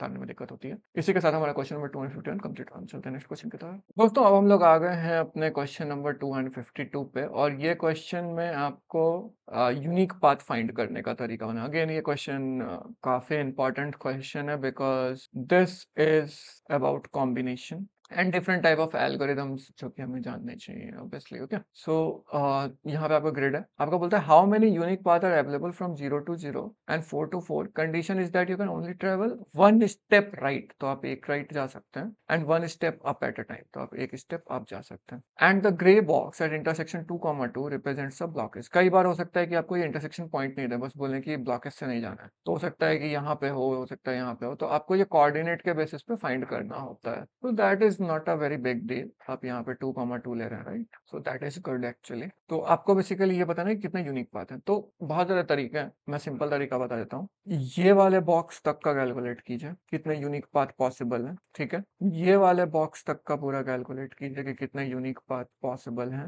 एक्सक्लूडिंग मींस लाइक इन दोनों को हम लोगों को सब्ट्रैक्ट करना है, और ये टोटल का ओवरऑल कैलकुलेट कीजिए और उससे ये वाला पार्ट सब्ट्रैक्ट कर दीजिए, मतलब ये जो हम लोग पूरा कैलकुलेट कर रहे हैं, राइट, तो ये इस टाइप का कैलकुलेशन होता है। तो ये 2, 2 है, तो अगर मुझे 2, 2 पहुंचना है तो मुझे क्या करना होगा, 2 स्टेप राइट जाना होगा और 2 स्टेप अप जाना होगा, राइट, यही तो मुझे करना होगा। टोटल मुझे कॉम्बिनेशन लगाना होगा 4C2 का। वाई, बिकॉज मेरे पास ये टोटल कितना है 4, 1 2 3 4, मैं उसमें से कितना चल सकता हूँ 2, मैं कितने वेज में चलूंगा, तो 4C2, तो 4 factorial by 4 minus 2 factorial, sorry minus 2 factorial into 2 factorial. अगर आप इसको देखिएगा तो 4 factorial by 2 factorial into 2 factorial करिएगा तो आपको कुछ मिलेगा 4 into 3 into 2 factorial by 2 factorial into 2 into 1। सो यहाँ खत्म, यहाँ खत्म, 2 2 4, सो यहाँ पे हमारे 6, टोटल 6 इधर मिल गए। ओके, बट ये 6 जो है ये इस वाले के लिए है ना, इसके लिए अगर देखें तो मींस लाइक सिर्फ ये वाला पार्ट तो अभी हम लोगों ने कैलकुलेट किया, राइट, तो संजोग बस ये चूंकि एक स्क्वायर है तो यहाँ से भी वही रहेगा, 2 units right and 2 units up. Again combination लगाइए तो टोटल कितना होगा, अगेन 4C2 होगा, इसका आंसर भी 6 होगा। तो टोटल हम लोग का कितने पॉसिबल वेज है, एक रास्ता ये हो सकता है, एक रास्ता ये हो सकता है, ऐसा करके 6 इंटू 6 36 पॉसिबल वेज है। तो ये वो है जिनको हमको एक्सक्लूड करना है। अब इंक्लूड कितने को करना है भैया, वो भी तो इंपॉर्टेंट है। तो इंक्लूड करने के लिए आपको कुछ नहीं करना है, टोटल आपके पास टोटल कितने हैं 0 to 4 0 to 4, तो आपको 4 यूनिट्स जा सकते हैं राइट एंड 4 यूनिट्स आप अप जा सकते हैं, तो 4 + 4, और टोटल आपके पास कितने पाथ अवेलेबल है, 4x4 का ग्रिड है तो 4 कितना हुआ 8C4, बिकॉज आप 4 राइट 4 अप जा सकते हैं, और आपके पास 0 to 4 अगर आप देखिएगा तो 4 अप 4 डाउन, और टोटल आपके पास कितना है 4, 4। सो टोटल आपके पास जो चलने का ग्रिड है 1 2 3 4 4 ही है, चाहे आप लेफ्ट में जाओ या राइट में जाओ, राइट? तो वो हम लोग कंसिडर कर रहे हैं। ओके, तो यहाँ पे मेरा होगा 8 इंटू 7 इंटू 6 इंटू 5 इंटू 4, और यहाँ पे हमारे पास 8 में 4 है तो 4 फैक्टोरियल इंटू 4 फैक्टोरियल, और यहाँ पे मैं 4 फैक्टोरियल लिख लेता हूँ। ओके, तो अब हम लोग 4 फैक्टोरियल से 4 फैक्टोरियल तो कैंसिल कर दिए। अब हमारे पास कितना बचा? 8 into 7 into 6 into 5 divided by 4 into 3 into 2 into, so 4 2 जा 8, 2 खत्म, 3 2 जा 6, तो ये हो गया 5 2 जा 10 70। अब 70 हमारा टोटल है, और हम ऑलरेडी ऊपर कैलकुलेट कर चुके हैं कि नॉन यूजेबल पाथ कितना है, तो टोटल हमारा जो पाथ रहेगा वेज वो रहेगा 70 माइनस 36, तो यहाँ पे कितना हो जाएगा 4, और 7 6 में से 3 गया तो 3, तो 34, तो ये रहा आपका 34 answer. So this is how you solve this particular question. आपको कॉम्बिनेशन लगाना है या परम्यूटेशन भी लगा सकते हैं, बट मैं कॉम्बिनेशन के साथ इसलिए जाता हूँ बिकॉज मुझे चीजें क्लियर ज्यादा आसानी से हो जाती है, तो आपके ऊपर है, परम्यूटेशन भी लगा सकते हैं, no issue with that. So that is it, question number 252 complete होने चलते हैं नेक्स्ट क्वेश्चन की तरफ। दोस्तों हमारा लास्ट क्वेश्चन, क्वेश्चन नंबर 253 है, और इसमें बोलते हैं let G be a graph with 15 vertices, the size of minimum vertex cover is 7, what is the size of maximum independent set of graph. इसमें बहुत सारे कॉन्सेप्ट्स हैं, मैं एक एक करके समझाता हूँ, इजी है। सबसे पहली चीज, मिनिमम वर्टेक्स कवर क्या हो? It is minimum set of vertex that can connect entire graph or reach entire graph. Okay, it is very important. Okay, तो ये हो गया हमारा मिनिमम सेट ऑफ वर्टेक्स। इसका मतलब क्या है? इसका सिंपल सा मतलब ये है कि सपोज आपके पास एक ग्राफ है, ठीक है, तो सारे एजेस हैं, अब मुझे ऐसे एजेस ढूंढ वर्टेक्स नोड्स ढूंढने हैं जो पूरे के पूरे ग्राफ को कवर कर दें। ओके, तो लेट्स से अगर कैमरा इंस्टॉलेशन है, राइट, तो मैं एक कैमरा यहाँ लगा सकता हूँ, इससे क्या होगा कि मैं ये वाला रीच कर सकता हूँ, ये वाला रीच कर सकता हूँ। ओके, नेक्स्ट मैं यहाँ लगा सकता हूँ, यहाँ लगा सकता हूँ, दोनों से कोई भी चॉइस है, तो यहाँ से मैं अगर करूंगा तो ये वाला खत्म हो जाएगा और ये वाला भी कवर हो जाएगा, तो मुझे इसकी तो जरूरत ही नहीं है। तो this is what you have, right. अब आता है max independent set. Max independent set क्या हुआ? Largest number of edges that are not connected by an edge, sorry यहाँ पे एज नहीं, यहाँ लार्जेस्ट नंबर ऑफ वर्टिसेस हो। इसका सिंपल सा एग्जांपल ऐसे ले सकते हैं, सपोज मेरे पास यहाँ एक नोड ग्राफ है, तो अगर आप देखिएगा तो ये जो हमारा है, राइट, ये कनेक्टेड नहीं है ना, तो ऐसे को हम लोग बोल सकते हैं कि ये इंडिपेंडेंट सेट है, मैक्स नहीं है। मैक्स सबसे लंबा जो पेयर बनता है वो वाला होगा। ओके, और ये एडजेसेंट नहीं होने चाहिए मेनली, ये सारा रूल है कि अगर आप देखिएगा तो ये वाला इससे कनेक्टेड, ये वाला इससे कनेक्टेड, ये इससे कनेक्टेड, राइट, तो एडजेसेंट बन रहा है, राइट, एडजेसेंट नहीं बनना चाहिए। सो इसको करने का सिंपल सा तरीका, इसका फॉर्मूला होता है, आप वो फॉर्मूला समझ लीजिए, बात खत्म। तो रूल आपका है कि मिनिमम वर्टेक्स कवर, यानी मिनिमम नंबर ऑफ नोड्स जो कि पूरे का पूरे ग्राफ को कवर करने के लिए चाहिए, plus max independent set is equal to total vertex of a graph. ये अगर देखिएगा तो ये बहुत इंट्यूटिव है, मैं एक बार इसको सॉल्व करता हूँ, फिर आपको समझा दूंगा क्या एक्चुअली हो रहा है यहाँ पे। तो मिनिमम वर्टेक्स कवर हमारे पास कितना दिया हुआ है? 7। मैक्स इंडिपेंडेंट सेट नहीं पता है, निकालना है, x इज इक्वल टू 15, तो कितना बचा? 15 माइनस 7 8, तो that is your answer. But यहाँ हुआ क्या? बहुत सिंपल है, इसी ग्राफ को लेते हैं वापस से। ओके, ये अच्छा ग्राफ लगा मुझे समझने के लिए, छोटा सा ही बनाऊंगा, ज्यादा बड़ा नहीं। तो ये हमारा ग्राफ था ऐसा, फिर ये ऐसा गया, फिर ये ऐसा गया, फिर ये ऐसा गया, फिर ये ऐसा गया, ऐसा गया और ऐसा गया, राइट, यही था हमारा ग्राफ। मैंने बोला यहाँ पे हम लोग डालेंगे तो यहाँ पे सर्विलेंस हो जाएगा, यहाँ सर्विलेंस हो जाएगा, फिर यहाँ या फिर यहाँ कहीं भी डाल देते हैं, तो लेट्स से यहाँ हो जाएगा और यहाँ भी हो जाएगा अगर ये एज है, राइट। अब इसके आगे तो जरूरत नहीं है, तो ये जो है ये आपका मिनिमम वर्टेक्स कवर हुआ, ये वाला पार्ट, यानी कि ये वाला एज और ये वाला एज, राइट। तो ये कितना हुआ? 2, और कितने आपके इंडिपेंडेंट रह गए? 1 और 2, एक्चुअली यहाँ 3 है। ओके, ये यहाँ से यहाँ और ये वर्टेक्स यहाँ से और ये वाला कवर कर, हाँ, तो ये 2 और यहाँ 3, बिकॉज ये वाला जो हमारा एज था जिसको मैंने अभी जस्ट ढांका है, तो ये वाला भी हम लोग कंसिडर नहीं कर रहे, ये वाला कंसिडर नहीं कर रहे, ये वाला कंसिडर नहीं कर रहे, तो 3, तो ये हमारा हो गया मैक्स इंडिपेंडेंट सेट 3, और ये हो गया मिनिमम वर्टेक्स कवर। आप दोनों को ऐड कीजिए, आपको 5 मिलेगा, टोटल नंबर फिनिश करना है 1 2 3 4 5। सो this is what is happening here. ये कुछ भी नहीं है, तो कोई रॉकेट साइंस नहीं, कुछ भी नहीं, बहुत सिंपल सा क्वेश्चन है, और यही चीज यहाँ पे हो रहा है। आप इसको खुद से करके देखिएगा तो और ज्यादा अच्छे से समझ पा जाएगा। बेसिकली हमारा क्वेश्चन नंबर 253 कंप्लीट होता है, समझो कुछ लास्ट क्वेश्चन है। मैं ज्यादा कुछ टिप्स नहीं दूंगा एग्जाम के लिए, बस इतना बोलूंगा कि हर एक वीक जो है वो इक्वली इंपॉर्टेंट है। आपका syllabus actually week 1 to 9 and 11 12 और 10 नहीं है, बिकॉज 10 जो है वो रिपीट है, जो भी आपने वीक 1 to 9 में पढ़ा है, और 12 जो है वो आउट ऑफ सिलेबस अभी के लिए कर दिया गया, बट पहले नहीं था। सो that is the basic thing. I hope आप अच्छे से समझ गए होंगे। अगर आपको कोई भी दिक्कत हो तो प्लीज बताइएगा। वीडियो अच्छा लगा हो तो चैनल को सब्सक्राइब जरूर कर लीजिएगा, लोगों के साथ इसको शेयर जरूर कर दीजिएगा। और अब तो कम्युनिटी भी चालू हो गई है, तो अपने क्वेश्चन आप डायरेक्टली पूछ सकते हैं, कोई दिक्कत नहीं। I don't know voice notes active है या नहीं। मुझे सोशल पे भी सब फॉलो कर सकते हैं। मेरे एक्स हैंडल पे मैं काफ़ी ज़्यादा एक्टिव रहता हूँ, जो कि है developer HS. So that's very much it. Thanks for watching. All the best for your examination. हो सकता है एक और पेपर आए, तो मिलते हैं आपसे अगली बार। तब तक के लिए